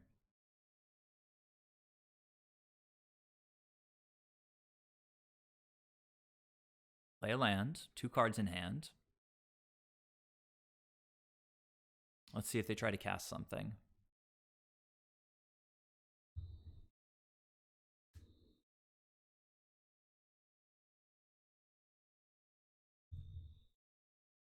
We got rid of one of their big Teferis as well. That's got to be a win for us.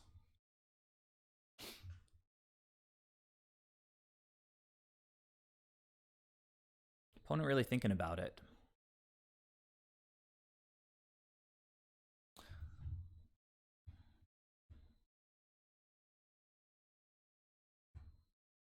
Okay.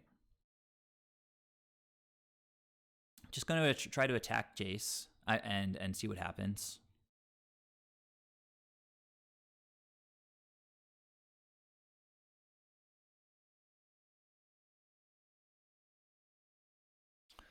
Like I would force a path here.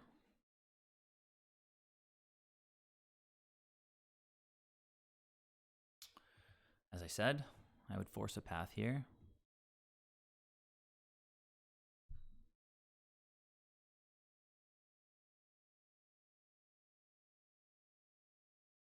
Getting rid of Jace is kind of a big deal. If the opponent has the last card in hand is a counterspell, it can't be Cryptic because they can't go and they just conceded. So really nice match against this blue-white control deck. Shows what we can do in the matchup.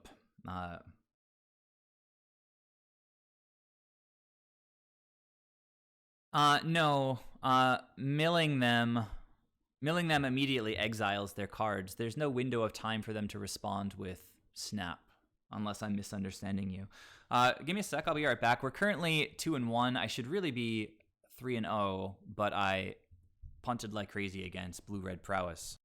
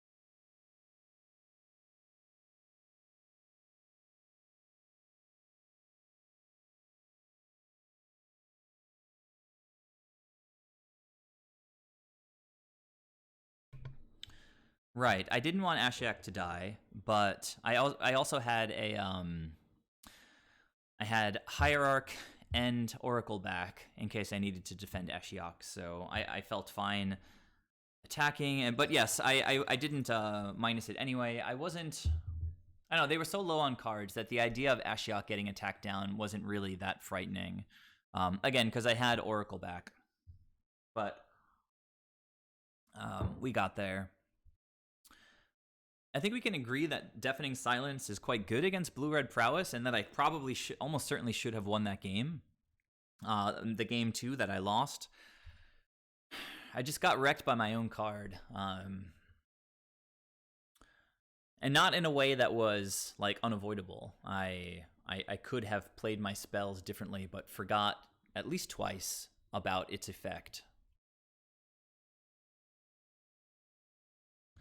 But yeah, McDerp, I was definitely thinking about Snap and the attack back on either Teferi or Ashiok. I don't know, we were in a pretty commanding position there. But I appreciate you pointing it out. Definitely something to be aware of.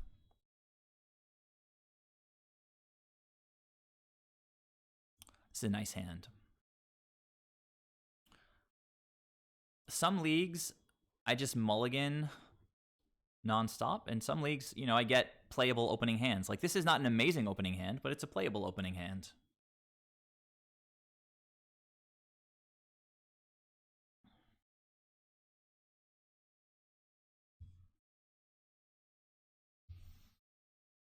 What are we playing against? Creeping Tar Pit. Interesting. I think I'm just going to, well, play Uro and play another Hierarch.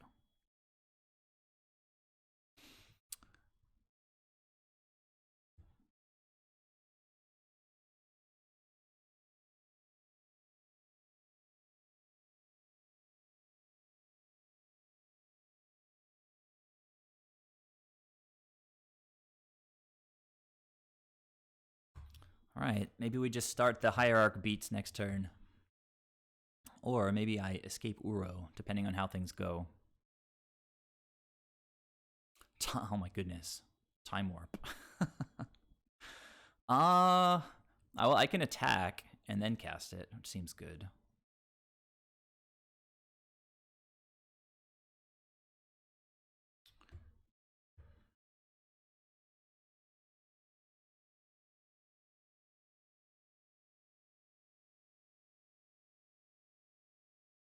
I mean, if they have something, if they have a force, I mean, that's interesting. They do have 7 cards in hand, so I'm not going to like cry if they have a force.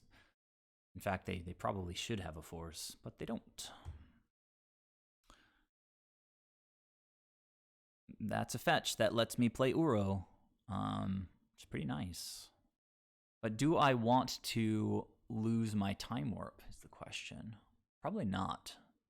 I can cast Eternal Witness, but not Time Warp this turn.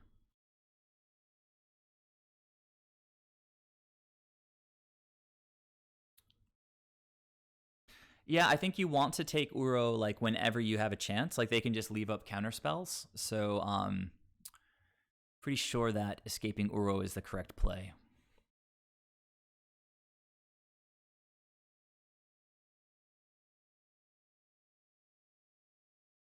It's also something, I mean, they don't have a force because they didn't play it last time.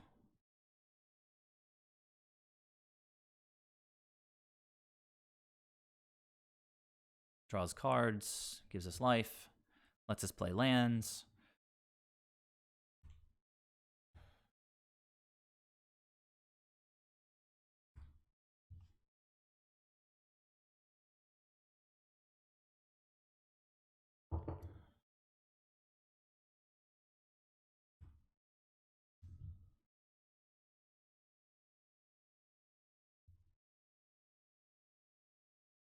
Getting the attack trigger, that's excellent.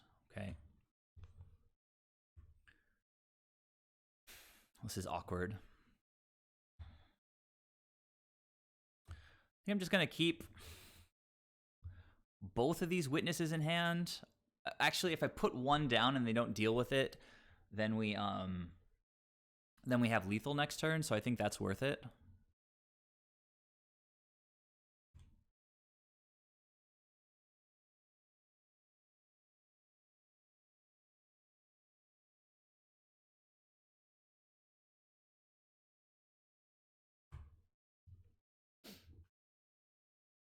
We have 6. Oh, you're right. But if they, yeah, you're right. Completely right. Supreme Verdict. All right, well, it's not the end of the world because Uro's just coming right back.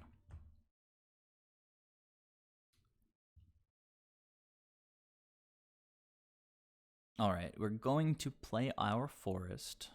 Can we get one more card? Why don't I start by casting this little guy? Another fetch. That's exactly what we wanted, huh?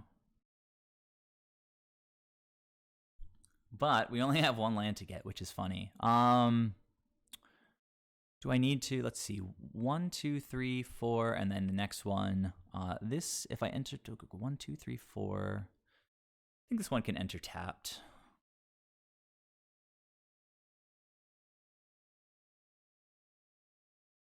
Just playing it, just cracking that to get the resources there, and then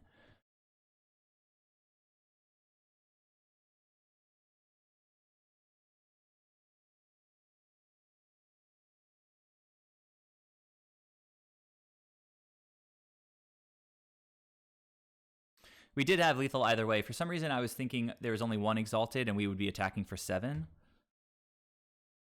But as it was, we were attacking for 8, so miscalculation.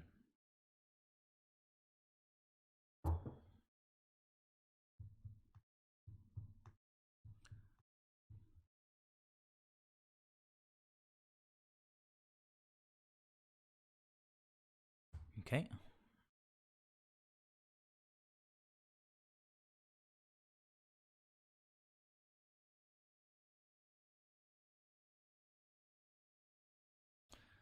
I'm going to chill on this Eternal Witness for a little bit, I think. I mean, let's start with this.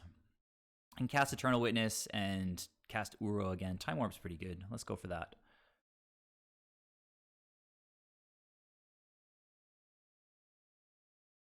They might have a counter. They've got 2 mana up, but they don't. And so we'll play the snake.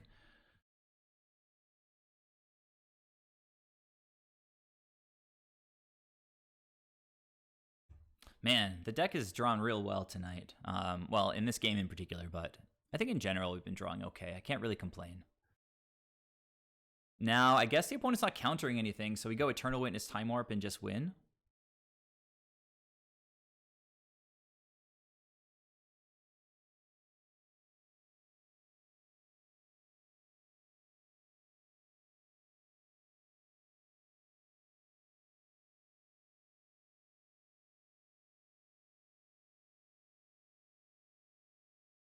Yeah, opponent's F6 now. More removal, maybe? Oh, well, Snapcaster as a blocker. Okay. Nothing for them to cast here. So I will still attack with everybody.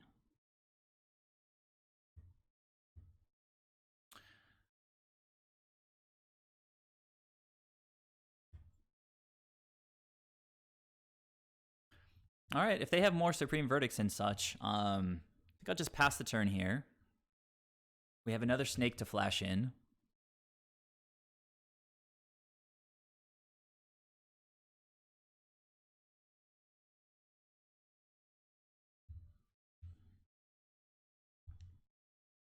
This could just be Cryptic, I guess, here now. Oh, I have my own Cryptic. That was an excellent draw, if I do say so myself. Oh, so it's push, snap, push. So I think I just let this resolve and then counter the Snapcaster.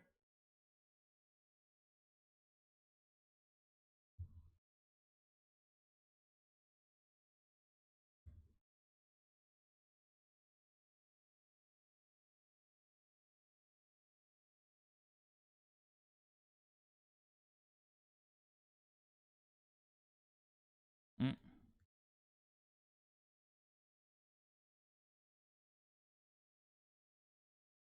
All right. That felt a little unfair, that particular game. The start was sensational. Just Uro ramping, so many snakes. Seems like a deck that we want to bring Ashiok in against, since they have the Snapcasters. We don't know what black cards they're running, so I'm not really sure that Purge is any good.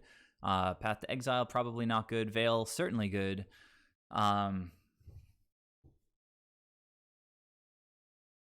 And I think we've been trying to test these Deafening Silences against control-type decks, so let's just keep one in, and we'll see how it goes.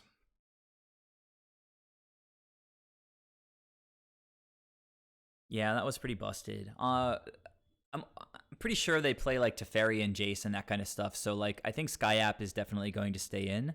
Similarly, all the forces are going to stay in. Teferi and Uro are all sensational. You know, against removal decks, Soulherder is an easy trim.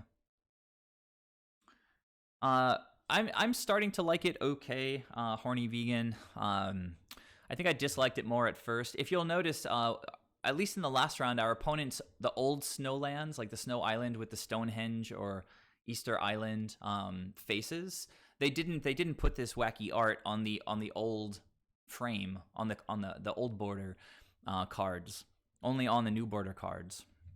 I could show you in my own collection in a second.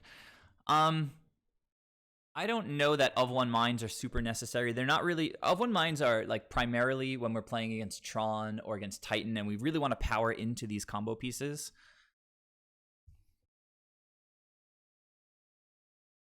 The point of the silence, if it's unclear, is that the opponent can't win counter battles. So if they play anything and we counter it, they can't counter back. So I've been loving this card this evening, so I'm going to sort of stick with it and see how it feels. I can trim one Hierarch and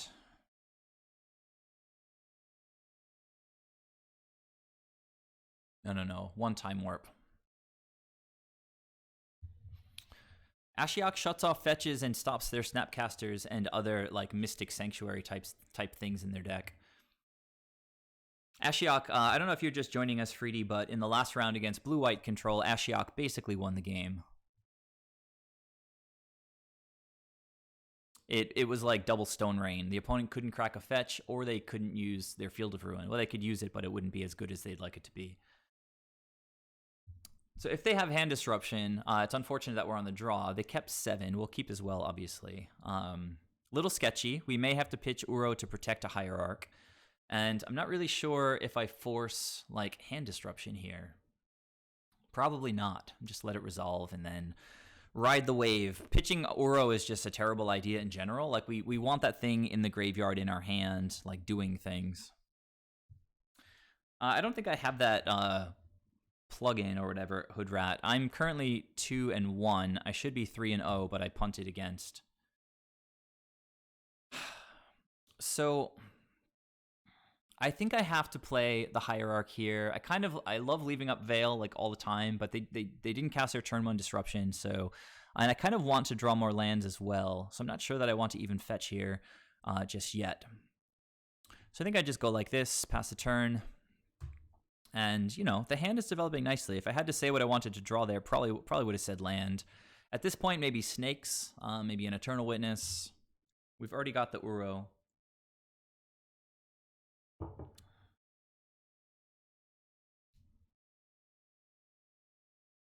Okay. Nothing. All right, so they're trying to kill this thing now. And as far as protecting it goes, it's not really that necessary. Again, like the only blue thing I have to pitch is Uro, and it's just too good to pitch, so whatever. That was an excellent draw. Really, really good.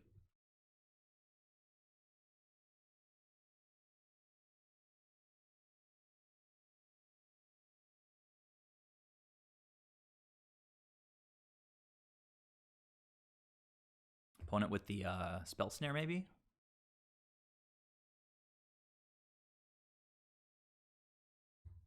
Okay. I mean, good for you, I guess, but we still got good stuff in hand. Are they getting a Teferi down here? They are, in fact, getting a Teferi down. We have our Skyclaves because I specifically mentioned that those cards are quite good in this matchup. So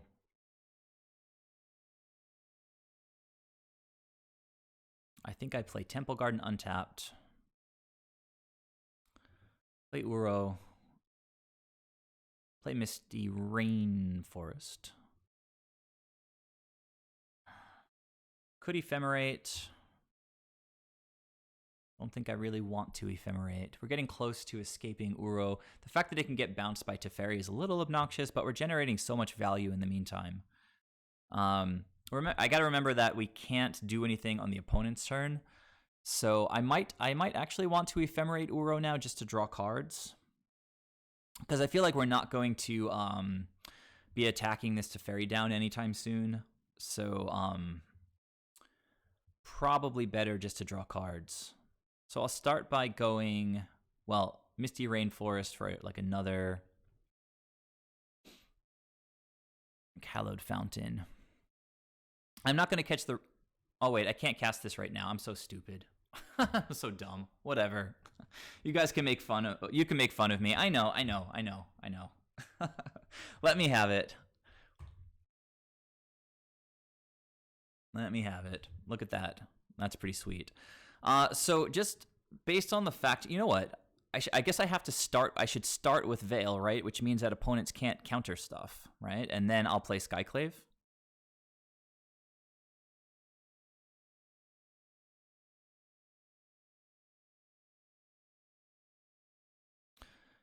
It's not going to draw me a card, which is unfortunate, but it says my stuff can't be countered, and I'd really love to get rid of the Teferi, so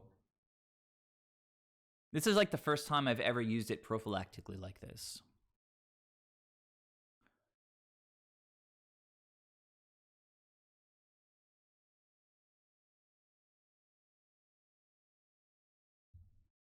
Green, green, blue, blue, white. Because in this spot, probably want more blue, I guess. It doesn't really matter too much.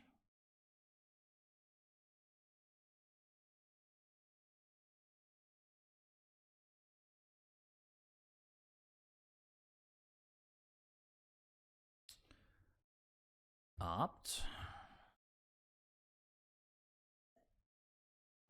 They put it on top, but I will not be stopped.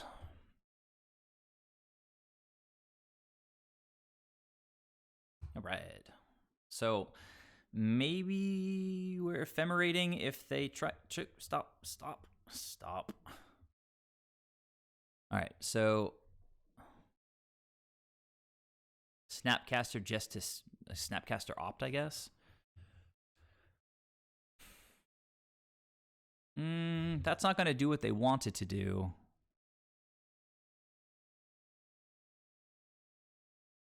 If they cast that, it'll have to anyhow.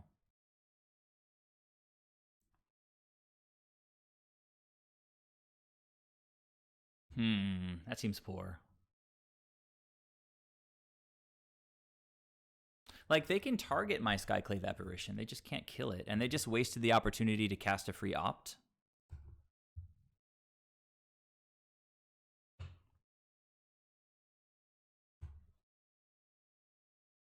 Yeah, we're going to take this for a while. I'd love to be able to, like, draw another Veil so I could escape Uro and make it uncounterable. When it goes to 14... Looks like they left up the kicker here, but they still don't have 4 plus snap. Keep drawing these lands, but now I still don't have Uro plus force. So I think I just keep waiting, right? Like, what's the point of casting Uro into an obvious counterspell here? Yeah, it can only target it if they kick it. So in this spot, if I'm going to escape Uro, I think I have to wait. I think I have to be patient. In the meantime, we've got a force if they try to land some gigantic planeswalker. I'm sort of fine not drawing land. Not drawing the land that I need to do like Uro, because if I don't draw land, it means I'm drawing a creature or something else relevant. So I will crack this now. I'm gonna get Breeding Pool.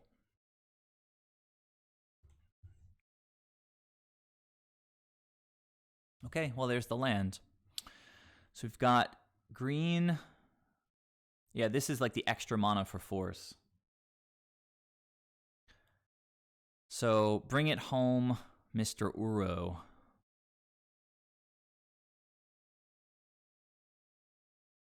Does the opponent have double counter spells?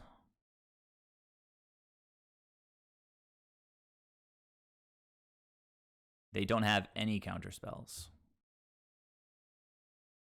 Wow. So I'm still not attacking with this Skyclave. Just seems a little rash. So just chill.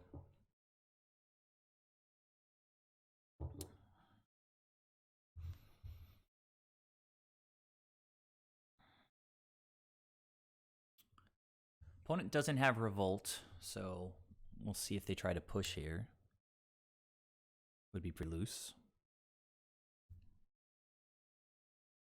Snapcaster. Okay. I called this line. They still don't have the kicker. All right, they realize they should do the Opt. I'm going to let the Opt go.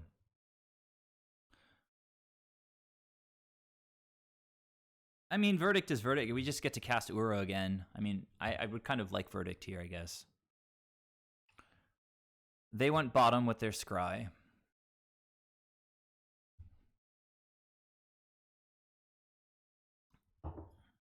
And let's see. To Ferry. That's an easy thing to try to force here.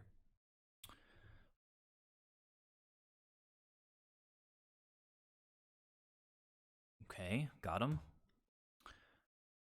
So I think they're, well, hang on. They didn't crack a fetch here, right? So getting in for 2 blocking, they kill Teferi. There's no reason to. I don't want to like risk getting pushed here. If I get pushed, I get pushed after the trigger. That was a good draw too.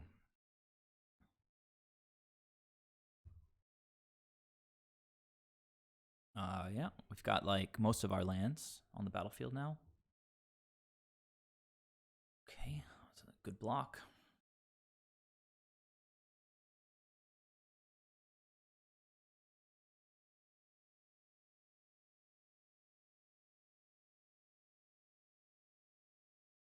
I mean, look at our hand. This is just really beautiful. getting pushed. So it was a good read. I could Veil now. Probably seem like the best time to use this. So Veil, another push. I could Ephemerate. It'd just be funny. Yeah, that's gonna be fine now. I'm still gonna draw a card off of Veil.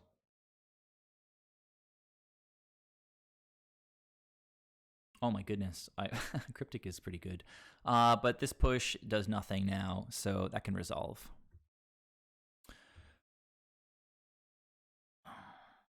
All right. And we're 2 cards away from escaping Uro again.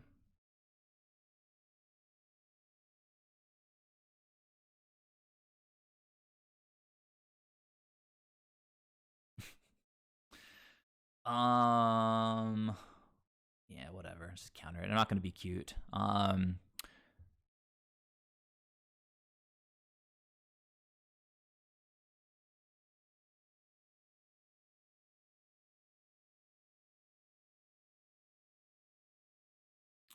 What would Veil do against Kalitas?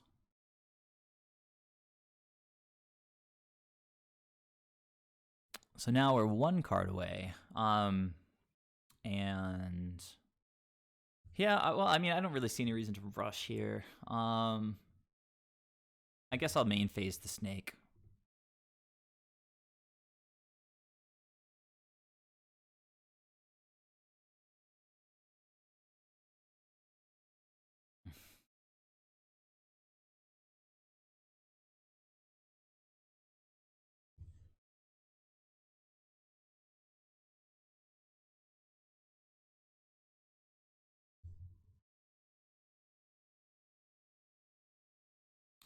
I play a land this turn.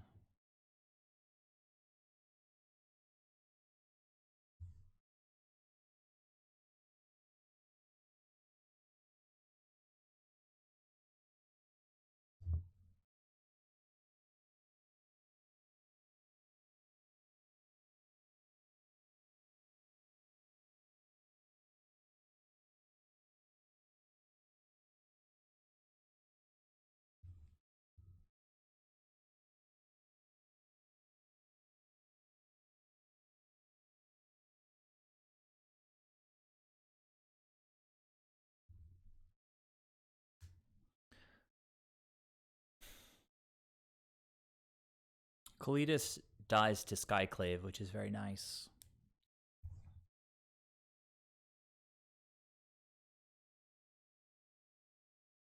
Gonna force their hand here with an Ephemerate. If they have like non-path removal, then they just get Veiled.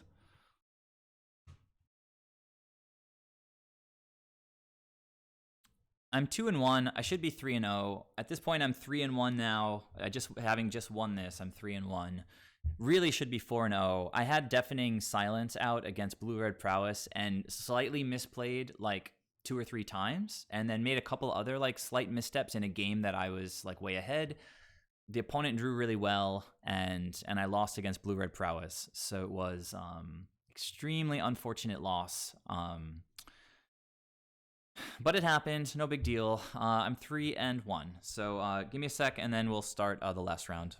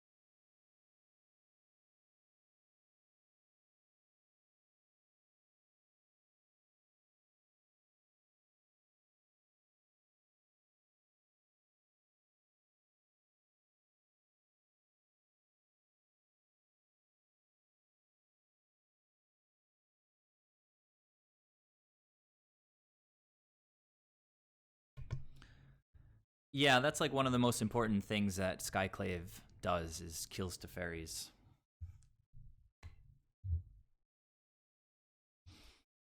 Otherwise, yeah, Teferi is just kind of impossible to deal with. Very, very, very annoying. All right, well, we're going for the 4-1. It would have been so much more exciting if we're going for the 5-0, particularly since it would have been consecutive 5-0s. But you guys can see the power of the deck. It's just a couple of misplays in one game is enough to wreck me, basically. Some people are on 5 trophies already. These guys must be playing those crazy Cascade decks. I mean, I have been mulliganing a little bit. This is a mulligan. And this is awkward. Opponent's starting... Oh, I know Mental Misstep. I just played against this guy. I'm going to keep just based on the power of Force against the ridiculous combo decks. So I'll say keep. And then, actually, Teferi is the nuts, too, against the Cascade decks. So, I guess the question is, what do I bottom? I need all the lands. I think I bottom the Eternal Witness. I mean, I don't know what I'm playing against for sure. I might as well keep, like, my only creature, right? Oh, no. I need to keep a blue spell to pitch to Force. So I'll bottom the Witness. And we'll say done.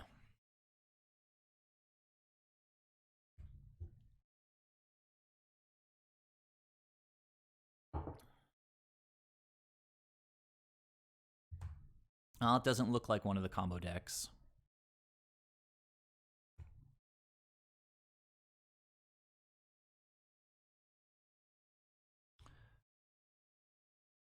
Ephemerate, awkward draw with no creatures. This might be a different Mental Misstep since they have an underscore.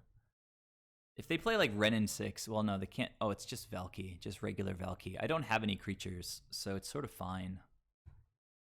I'll just bounce that guy. Unless I draw a creature. Then I'll probably play the creature. So I guess it is one of these Cascade decks, but the value grindy ones, I guess, still play fetch lands now.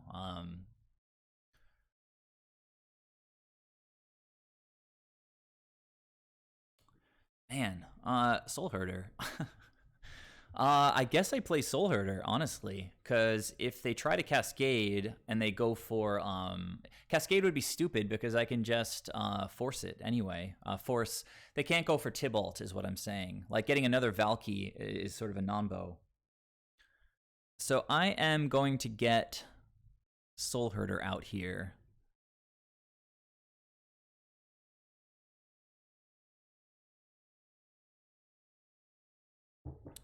We haven't drawn a land yet by turn 3. Definitely correct keeping all those lands. I mean, we came prepared for this nonsense, right? We have Deafening Silence in the sideboard. We have 4 Force of Negations in the main. We've got 3 Teferis, all pooping on Cascade spells. So my opponent might just be sitting on a bunch of Cascade spells.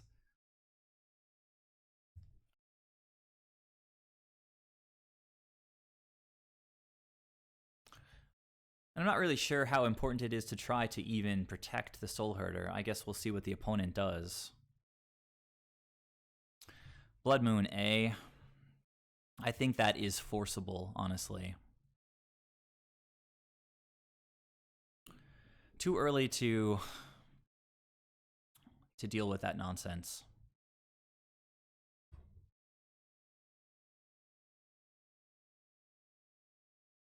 Do I want to just trade with this thing?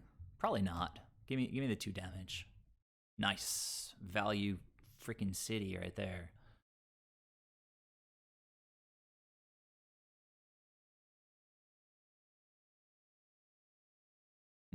Of One Mind, not the best yet.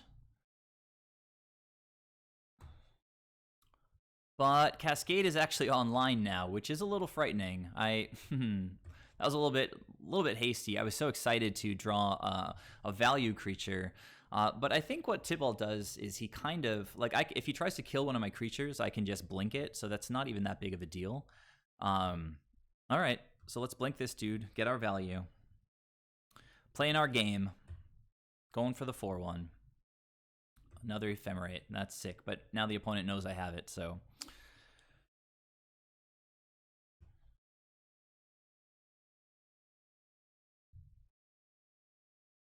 Have a feeling a Cascade may be imminent.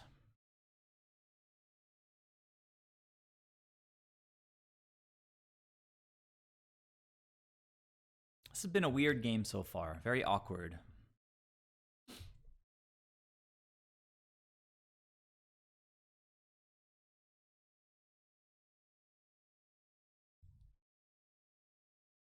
Opponent really thinking about the Blood Crypt. Like they would have had their decision made before they even clicked on it.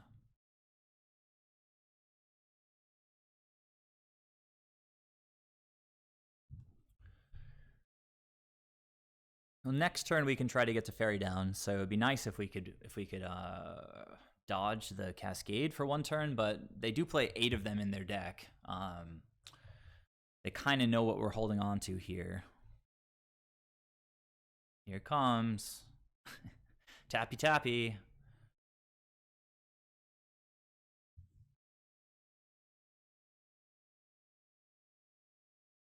Nah. Well, we're cascading into a, let's see, Valky, which is going to be Tybalt, which is whatever. They have mana up, so they might have like a Bolt in hand if I try to Ephemerate, which might just blow us out. Now, we're kind of prepared for this. It's a weird creature to target with Demonic Dread. Opponent's kind of all over the place. This coming in untapped would make no sense unless they have a like a Bolt in hand or something. Let's go, opponent. Exile the top 2 cards, right? So this is going to create like a separate little pile of stuff. No, that's all good, McDerp. That sounds awesome, actually. Let's is trying to exile it. I'm going to do this. If they have a Bolt, they have a Bolt. I mean, how can a combo deck also have... They had a Simian Spirit Guide plus Stomp. Fair enough. Well played, opponents. You got me.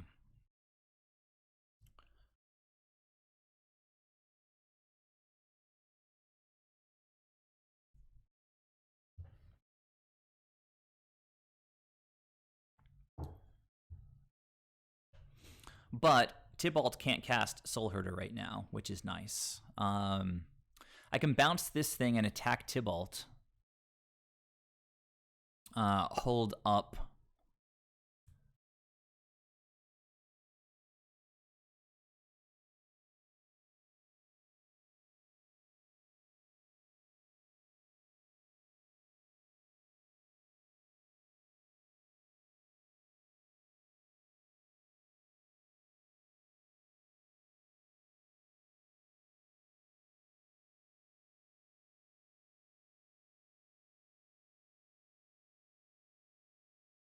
Yeah, that... This is so yucky, because now the opponent's going to cast the thing again and take my snake away.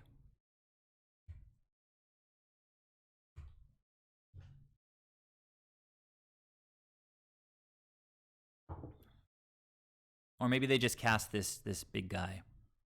All right, so this should create a separate pile. Violent Outburst and Noble Hierarch. So they can cast my Noble Hierarch. But it's weird that it doesn't show it in any way, isn't it? Liliana is going to make me... Well, I guess we'll see what she does.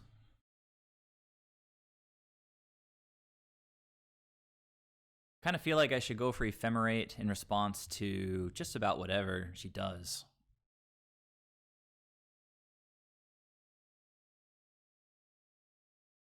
I'll still sack it, but I can flash in the Coatl and catch it. Actually, they can't respond to anything because I have Teferi out, of course, right?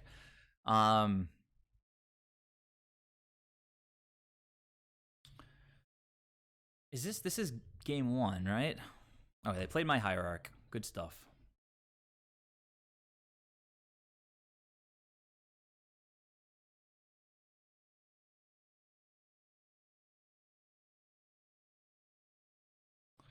I'm saying I know it's in the exile zone, but so is Cryptic Command. I don't.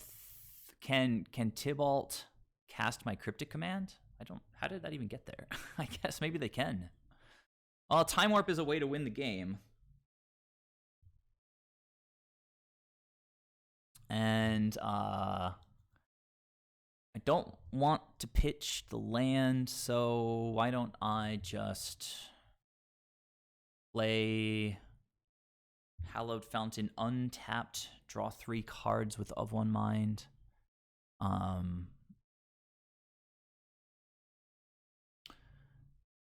Yeah, I know, right, but we don't know which cards are exiled by. There's no marking saying which cards are exiled by. Like, see the special zone here for like adventure cards. I would have expected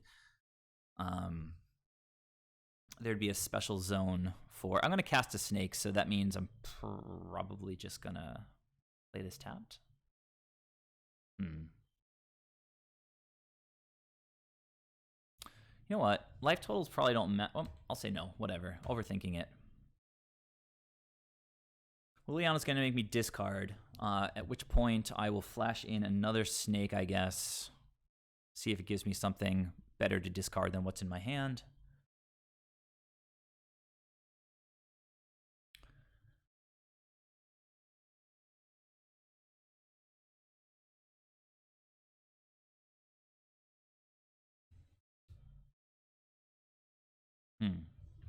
I think I'll just discard Teferi.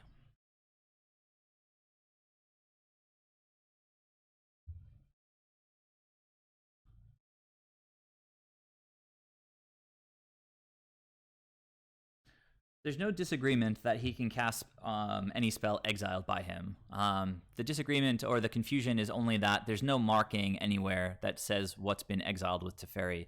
So there is a Violent Outburst in their exile zone that can be cast. So I'm assuming this Cryptic Command can be cast. I didn't see it. I thought that it was something else, but if it's Cryptic, it's Cryptic. And he can use any color mana to cast it. Right. So we have to try to lure out like them using Cryptic at some point. Pretty annoying.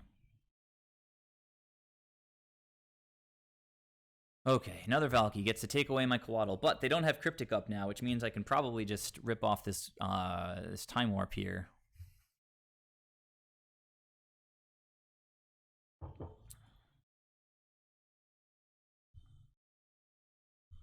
And then get extra attacks in with our creatures and try to kill their planeswalkers. That seems pretty nice. Come on. Attacking Teferi is totally fine with me. I am not blocking.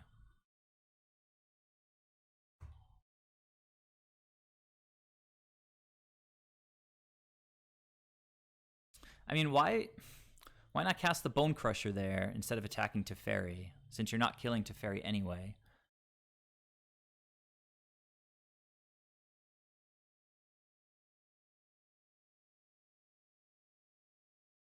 We need a good draw here. Okay, they had another Simian Spirit Guide.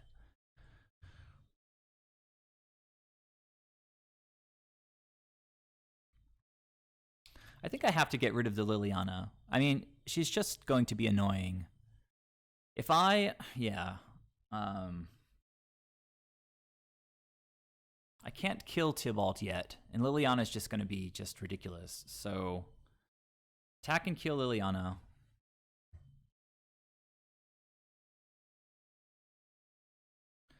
Use the Time Warp. See what happens.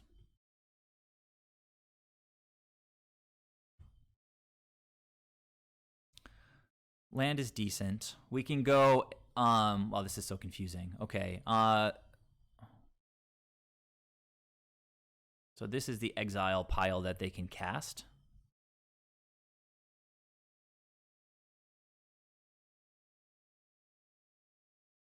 It's nice leaving up these Death Touchers. Tybalt gets to kind of go nuts, but I should start, I guess just start with the snake. Like, what am I doing if not casting the snake? Okay, use that to get some mana within the deck. Cast this thing. Full price, but it is nice to be able to draw cards here. And those are two very good cards that might actually help me get somewhere. So we're going to pass the turn. We're going to leave our dudes back to defend our Planeswalker.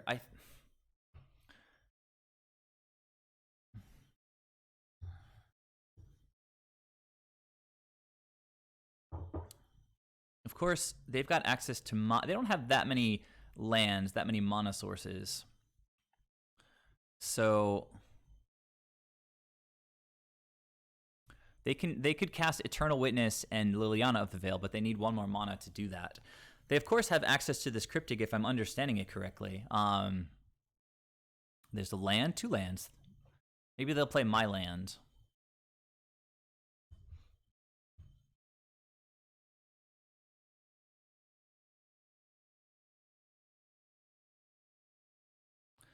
All right, opponent is not the fastest. I've had a lot of decisions to make, and we're almost equal on time. Are they just going to recast this? Well, let's see. Yes, I think so, which is why it's so confusing. Now that you mention it, I pitched it, so we're very close to having a lock here, actually. Opponent's on 2 cards. If we draw a land, I think it's just complete. Oh, okay. Well, they have 2 mana left. They get to kill one of my creatures, I guess, if they want to Bone Crusher. And this is fine.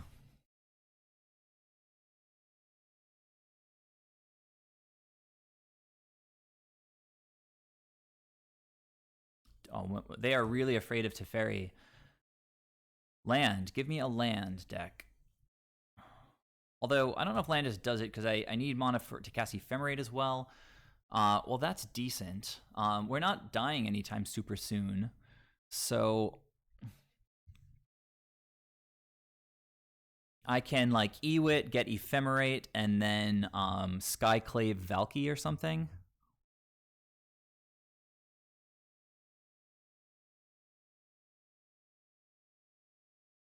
I could also just bounce Tybalt back to their hand. Oh yeah, Cactus, you said that at the same time. Well, then that leaves me casting Eternal Witness, getting Ephemerate, and then bouncing the Tybalt. Of course, if they play a land, they can just recast it, but that kind of taps them out. So I do like that play. If I Eternal Witness now, I'm 1 land away from being able to Time Warp. So let's do this.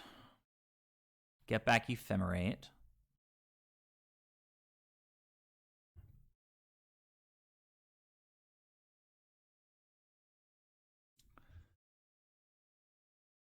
You know, but it's not going to ult because we're going to just take infinite turns next turn.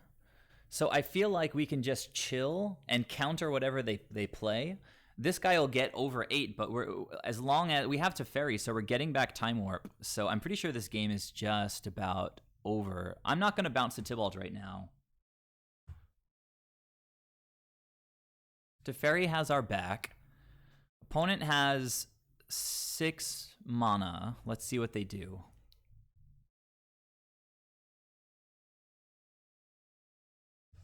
No, I don't. The thing is, I only needed land for that turn. I don't need land. If we get to our next turn and we have Eternal Witness and Teferi on the board, then the game is over.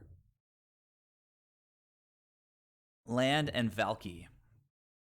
So if they cast Valky from their from their graveyard, it's not going to do anything. They can take away my Skyclave, but I don't care about that.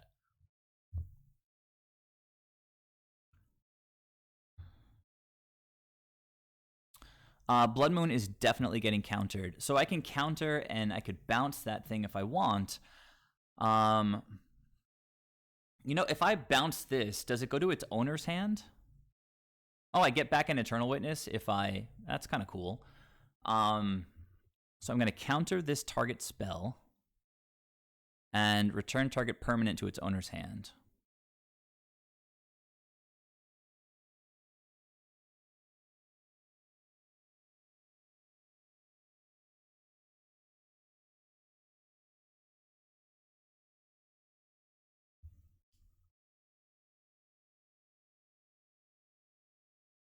And now I'm F6'd.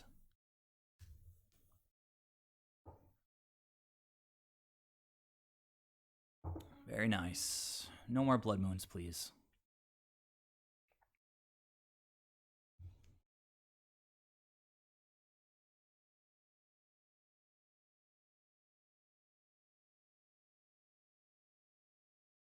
Pass the turn. Attacking to Ferry. I want to be able to attack, so I'll just chump here.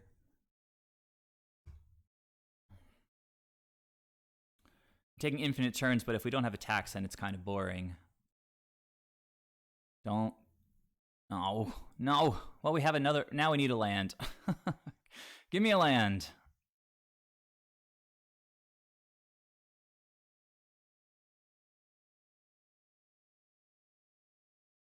Oh, are they going to take away my Eternal Witness with their other Valky? Are we getting wrecked right now, guys? I think we're getting wrecked right now. Oh my god, this is ridiculous. But they're taking my creature, so like getting the... I'm not sure what I have to... I'm sorry, what? If they stomp the Witness, Cryptic fizzles, I guess.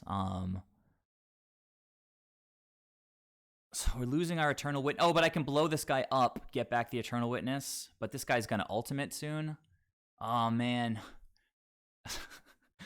I'm pretty shook right now.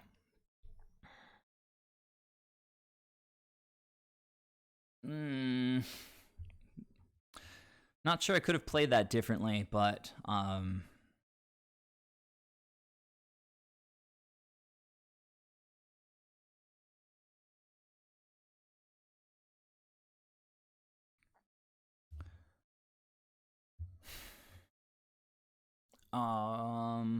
wait. This is all such a mess.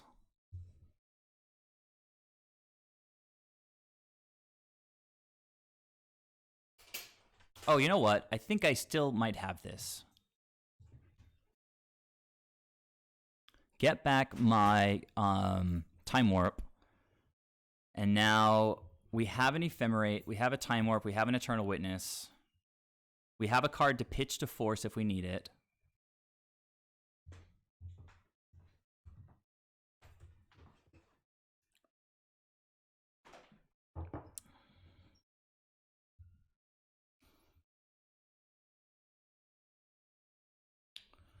And they have 7 mana to work with. Well, now 10, I guess, huh? All right. What are you going to do, opponent?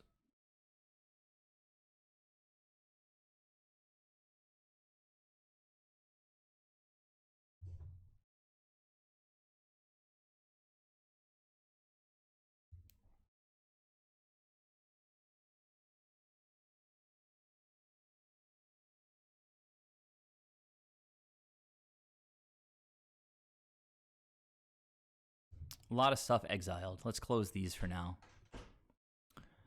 They can cast anything they want.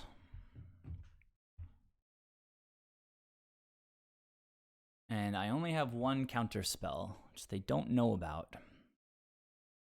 So what are we actually worried about? They can't cast Cryptic really to any great value. Yeah, Blood Moon does suck quite a lot. I think I have to force Blood Moon and hope that they just like punt their way through their turn.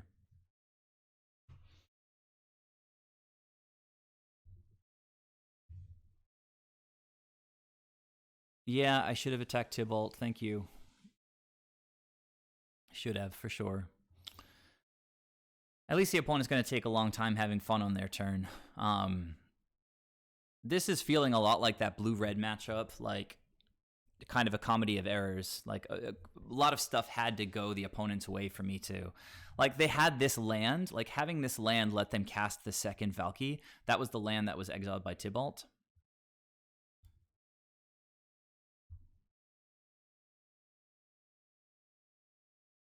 So we have a force and an ephemerate up, so we can dodge removal and we can counter one thing.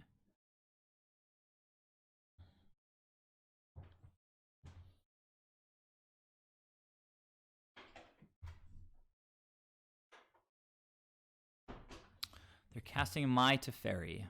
Well, that's not going to work. So I just have to counter that.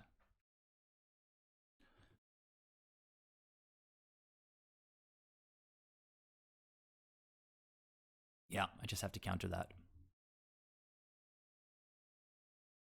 And then I can counter another thing if I have to, by ephemerating and getting back force.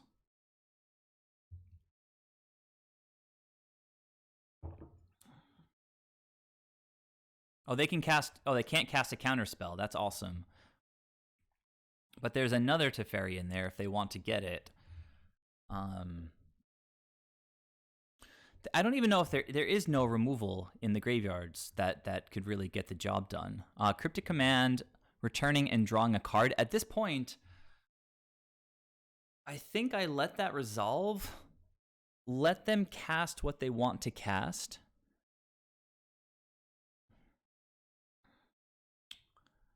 Let them cast what they want to cast, and then we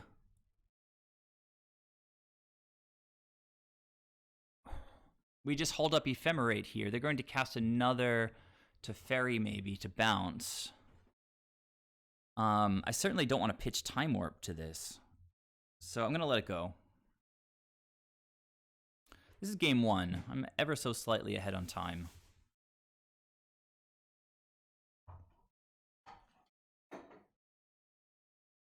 We're taking infinite turns if the opponent passes without removal.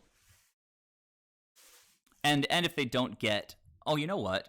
They bounce Teferi, so now I can Ephemerate and get a counter, get force back, and then pitch Teferi. So if they play Blood Moon, I'm tapping out to play Blood Moon, I think I win.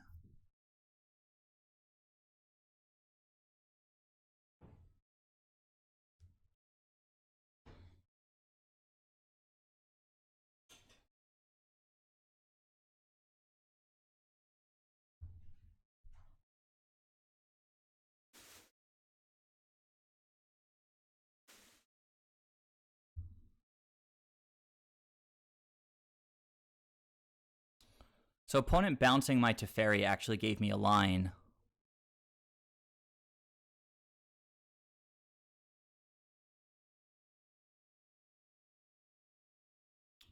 Get this out of here. It's so confusing.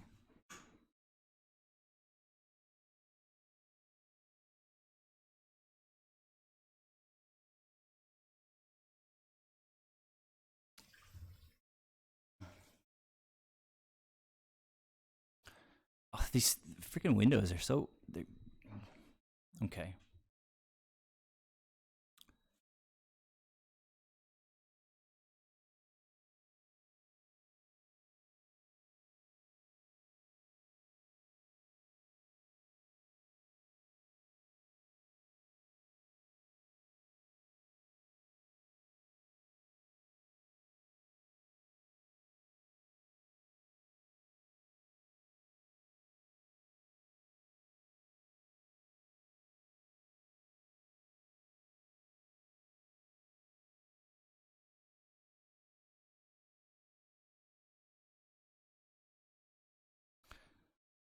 Just in case.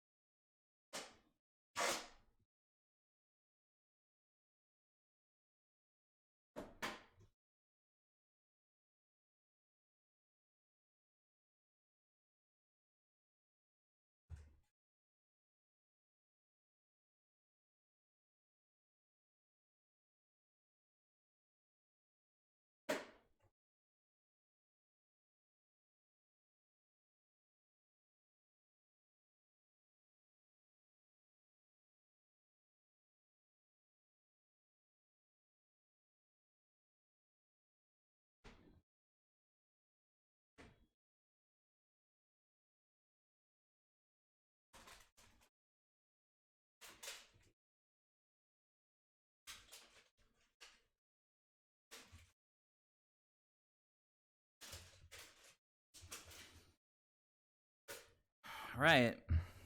Gotta play fast. I'll be back in a second.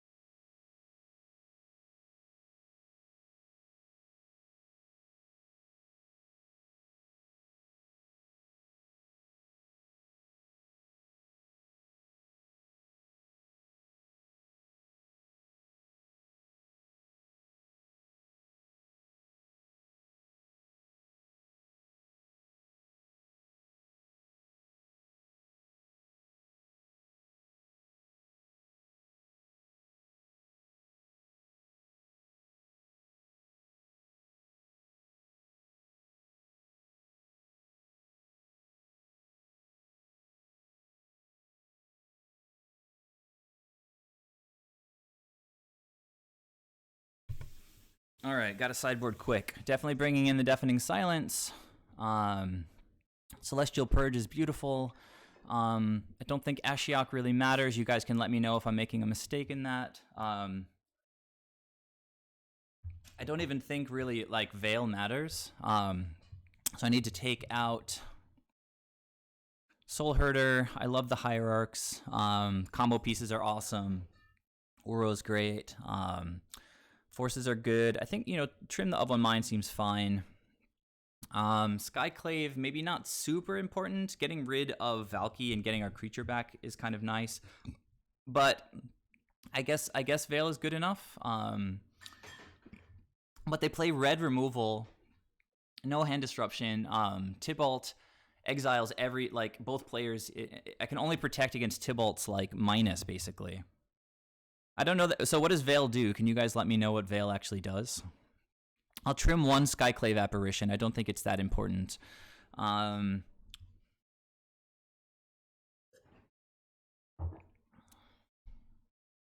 So yeah, let me know what Veil does, please.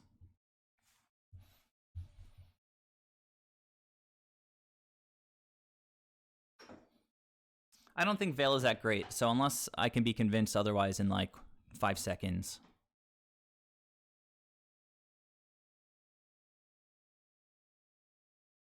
And I have to play really fast. I guess, but they're not there. We didn't see those cards. It's not like a normal mid-range deck, so they're just playing the Stomp thing as removal. So I'm gonna run it back without Veil. I'll play as fast as I can. If it seems like we're going to lose, we've got Teferis, we've got Deafening Silences, we've got Forces. It should be a good matchup. We have to mulligan, and now I guess we have to keep. Right? This is so weird, but yeah, I'm gonna keep. It's pretty weird. I'll pitch one of the Forces at the bottom.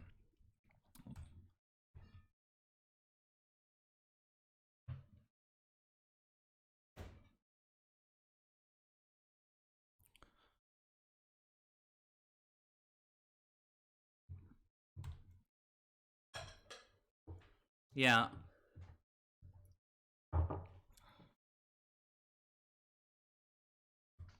This is fine. They're going to try to cast Tybalt, and I'm going to counter it. Awesome.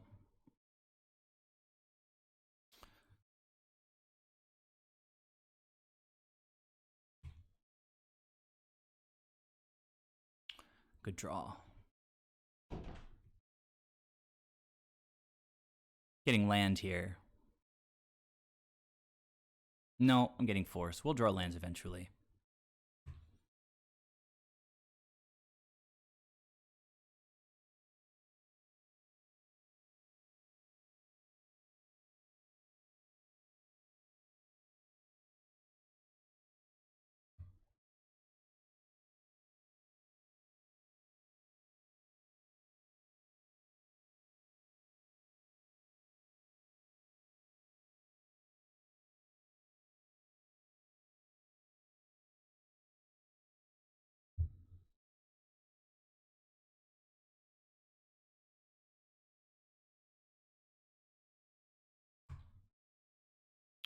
So I'm taking beats this turn.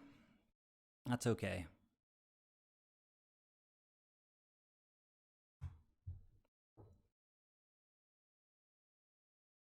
Maybe I could have attacked with Hierarch. Not blocking. It just turns Ephemerate off if I block.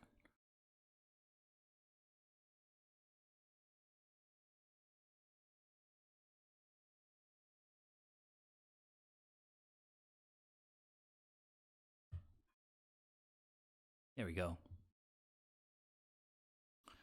So now I'm going to Ghost Block and then Hold Up Force.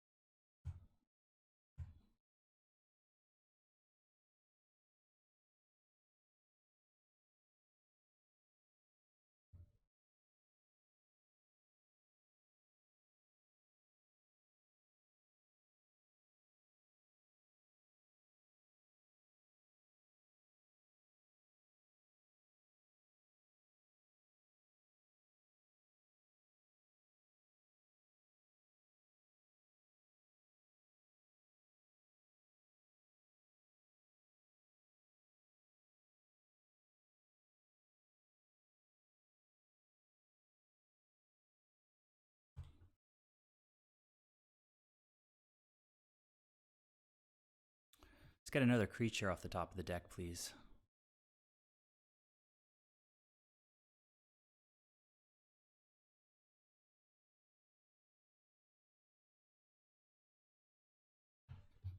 Ugh.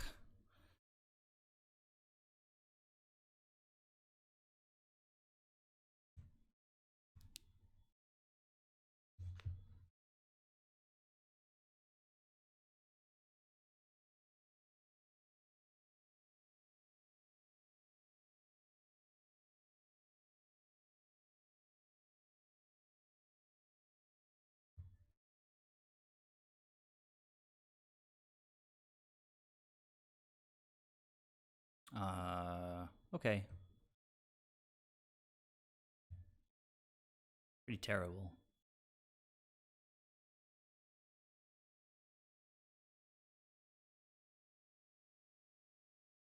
They exiled the Simian Spirit Guide for that.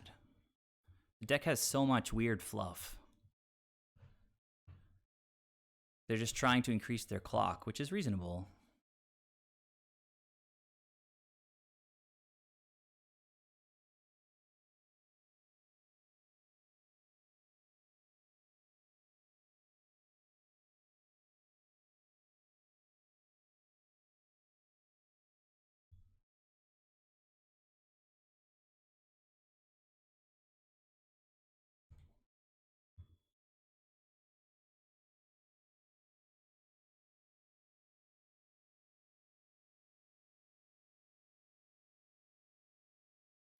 Deck.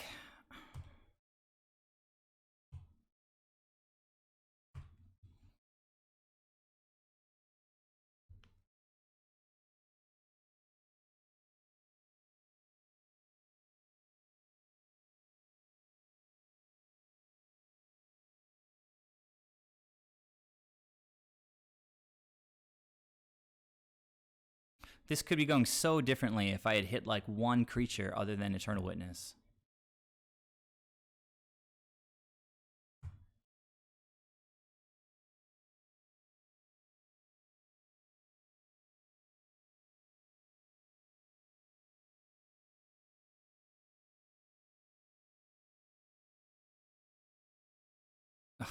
Unreal. Still not blocking with the Hierarch. In it to the end with this Hierarch. Just a snake into a snake, immediately stabilized.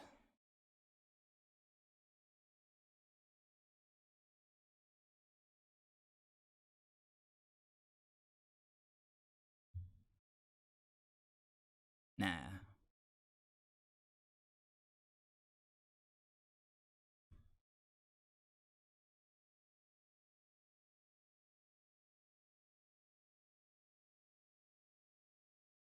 That'll do it.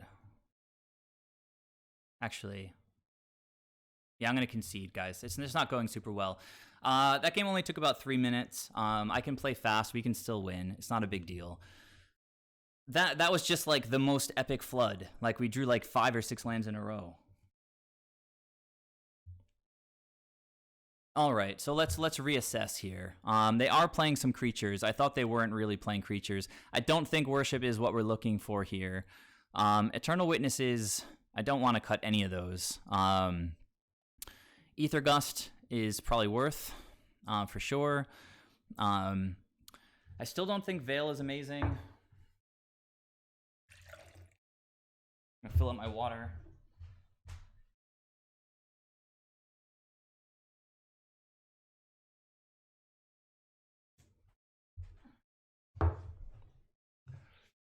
Maybe one path. I don't know. We've got the purges. I don't know. I don't care enough about that. Since we're probably trying to win a little faster, we'll take out the time warps.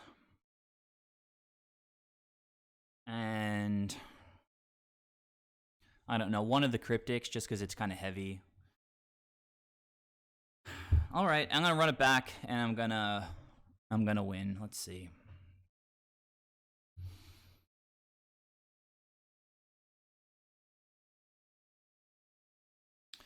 So opponent taking their time with their sideboarding. Like any creature there would have just been insane because I could have kept getting the creature back with Eternal Witness and Ephemerate. Like the fact that we almost won that game was nuts, but on that weird mulligan. No green land. Impossible. Have to mulligan. There we go. That's a beauty. Opponent is mulliganing to 6. We're going to go Witness. We're going to keep. We're going to bottom one of these lands. I'm going to be aggressive. I'm going to say done.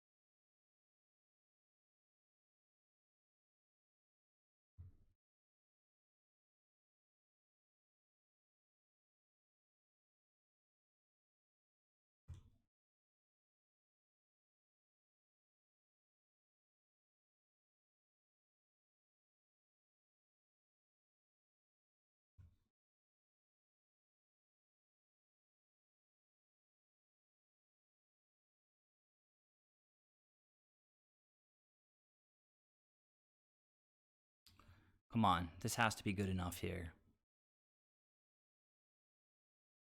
Oh, Kolaghan's Command, huh? I think I forced that. But now they get Tybalt, maybe?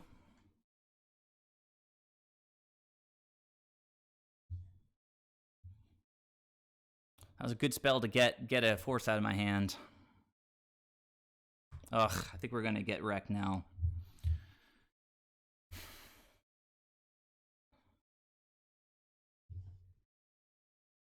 Oh, Pyromancer is at least not that, so... Alright, well, we got another force. That's ridiculous. And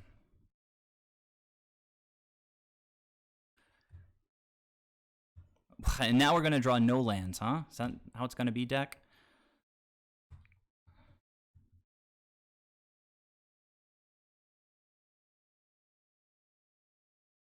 Unreal.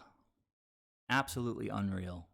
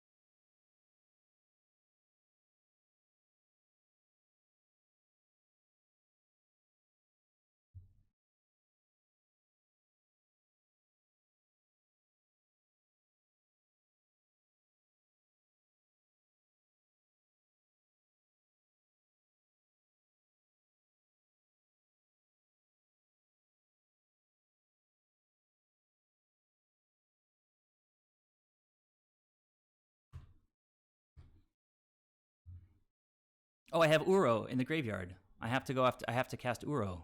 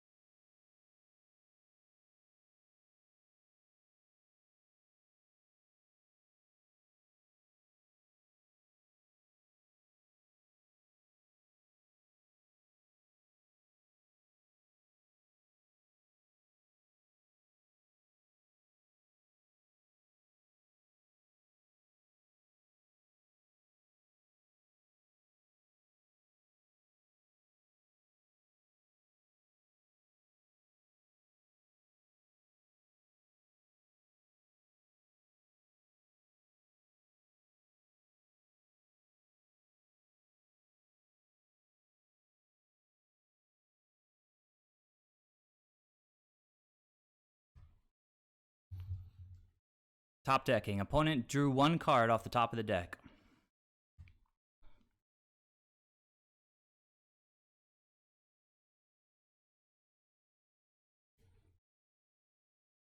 They have enough lands on the battlefield to actually hard cast Tybalt.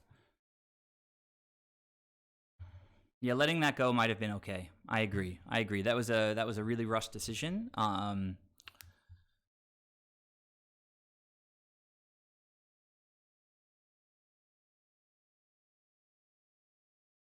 Okay, the opponent drew a stomp. Not the absolute worst for us,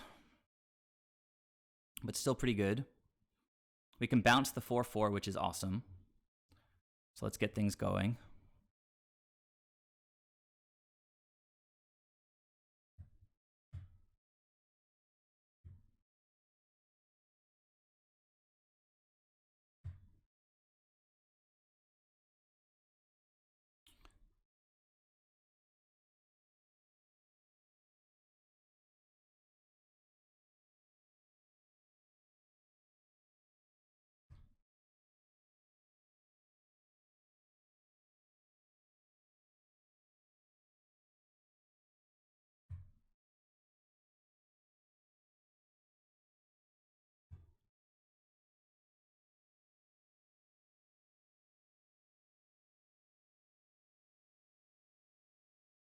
No more cascading.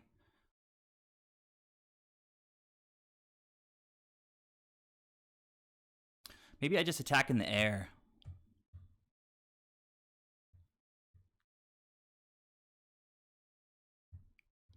Overwhelm the board.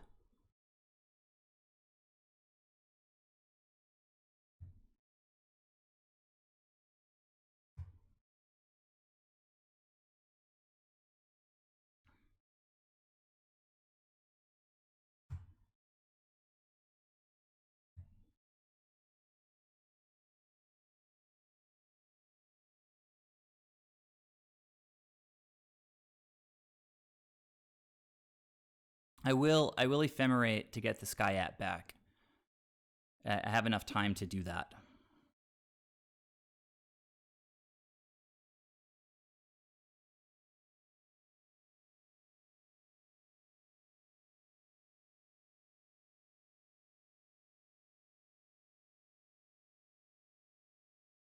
Just fucking use the mana. This, oh my god.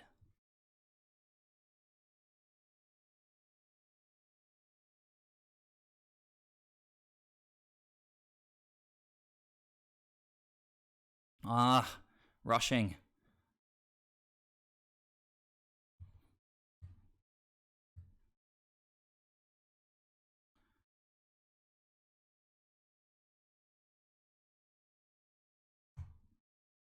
Rushing, rushing. We have a force at hand if we need to get it with Ephemerate. Otherwise, if you go to the end step, I'll get Skyclave Apparition.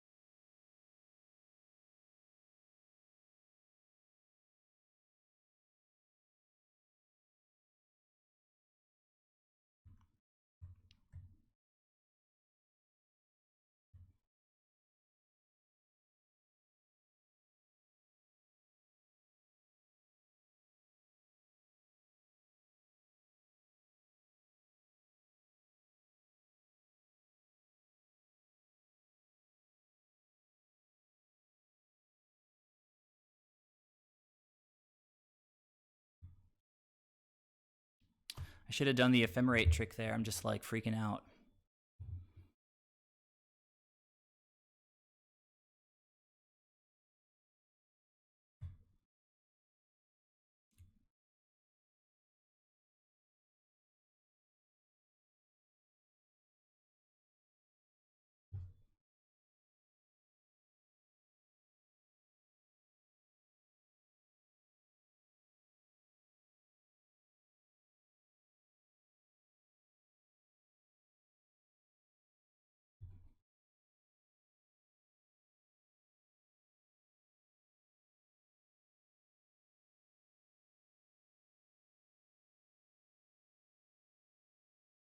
Oh, I can't do it. I'm so dumb.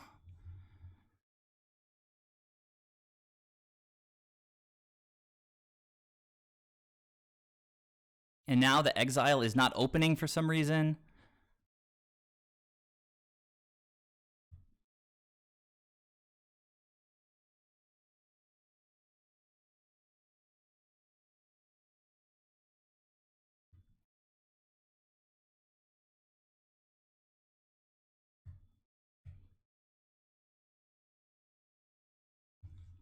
All right, all I can do is F6 now.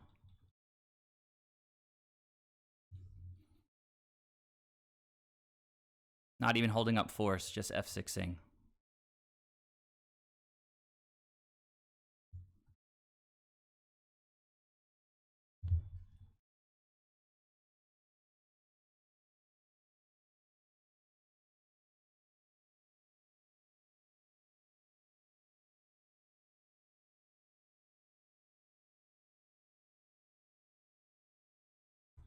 Yeah, I was going to Ephemerate and get back the other Hierarch, but I don't think I can really do that.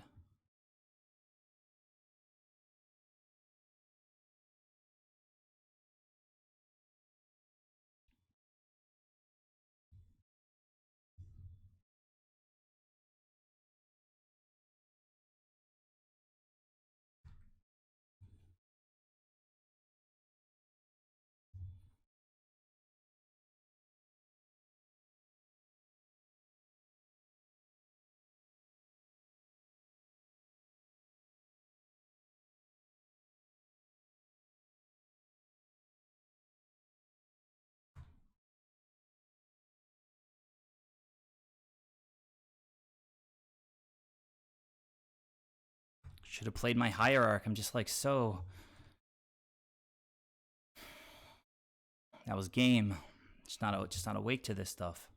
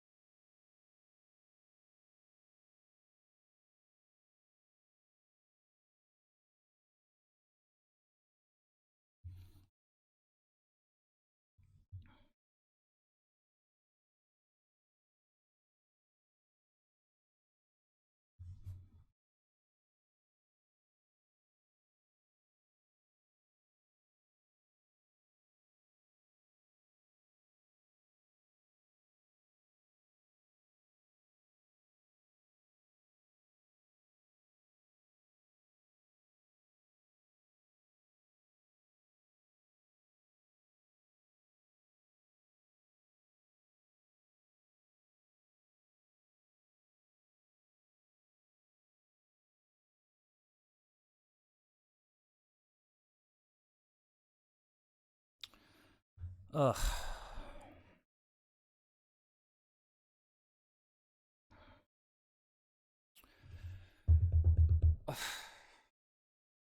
Magic is really uncomfortable sometimes. I don't know if it's worth it. Oh, that was so stressful.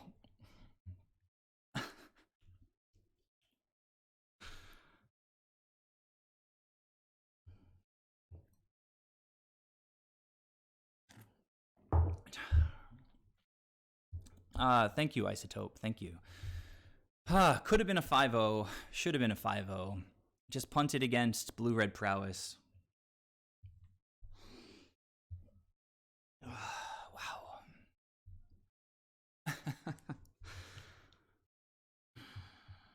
Oh my god, dude. Like, my hands are tingling and, like, I have a headache.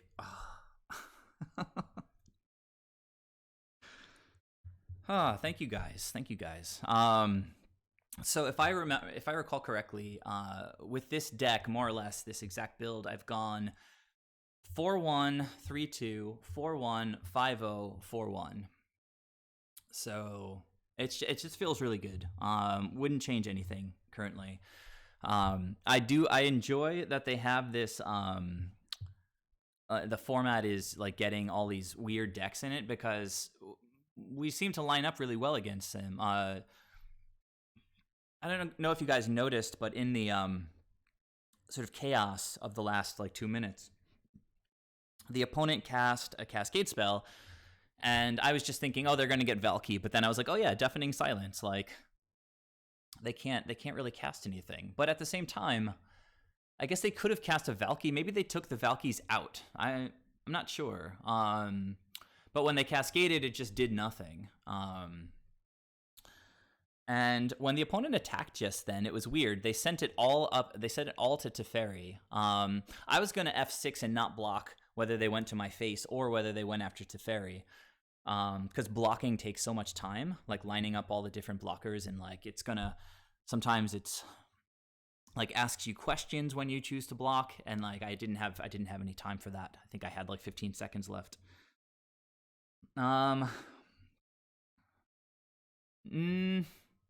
No, silence shuts off Teferi's. They would have had Teferi off of that cascade spell I was just talking about. So, Freedy, it's like one of the best possible cards against these decks. Am I missing something? If they cascade into Tybalt, then it's just like, then I'm just screwed, I think.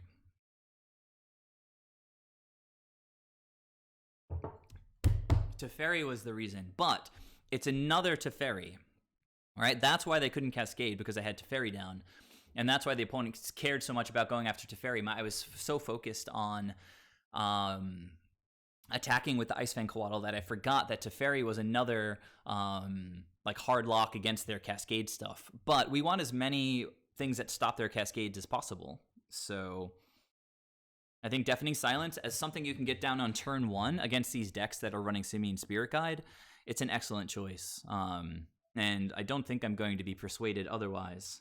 You can't play Teferi on turn 1, but you can play Deafening Silence on turn 1. So, wow. All right. Take a breath. Could have been another 5-0. Should have been another 5-0. A little disappointing. But we still got a whole bunch of chests. Still racking up those play points.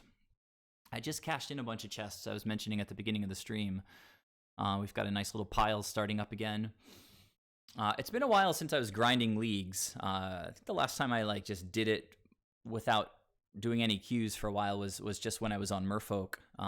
Because you realize that once you have a deck that you're comfortable with and that you're winning 3-2 or more, or better, like consistently, then it's much better value to play leagues than to play queues. You can get a full set in chests. Letting the anger of the gods resolve was fine, and you just kill them with Uro. Yeah, no, I was. Yeah, that could be good actually. That could have been good. Just attack with Uro. But the thing is, they were going to get back a token from the Skyclave apparition if it resolved, so they would have had a blocker. I think countering it was just fine. I think at that moment I probably could have also ephemerated to get back force if we needed to counter something else. Yeah, I think the funniest moment of that incredible, like crazy mad dash was the fact that I lost track of my clock, and all I was doing was F6ing, attacking, F6ing, attacking. I drew a Hierarch off the top, which was like the best possible top deck because it just added 1 point of damage to the Coatl. Yeah, when I use silence that game, so this is just, I guess when you play this card, it has a learning curve. I have to learn that ephemerate for non-creature spells is not really that great with Deafening Silence, unless I'm planning on casting it like next turn, like Time Warp or something. But in general, in this entire league, Deafening Silence has been excellent. I think we played against 2, if not 3, Cascade decks. Do you guys remember what all the matchups were?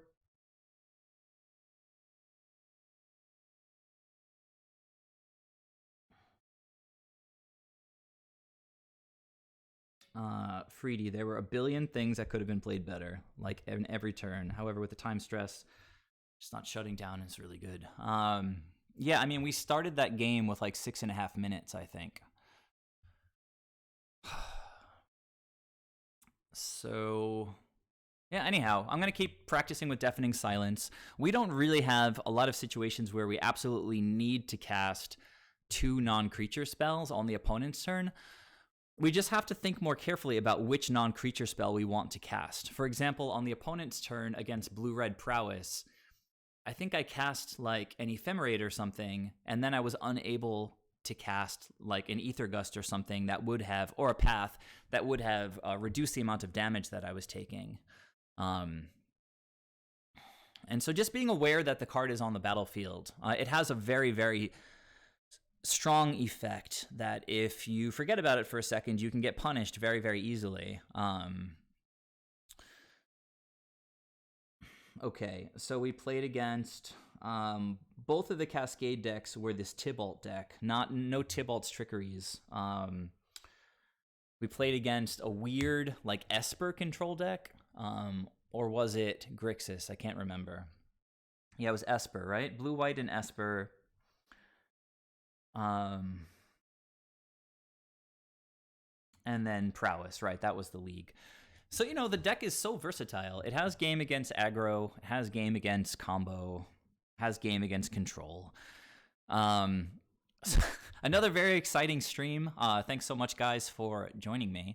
If any of you guys would like to donate $1 or $2, down below the stream under the About heading, there's a link for donations. Obviously, following and subscribing is awesome, but I think most of you guys are probably following me already.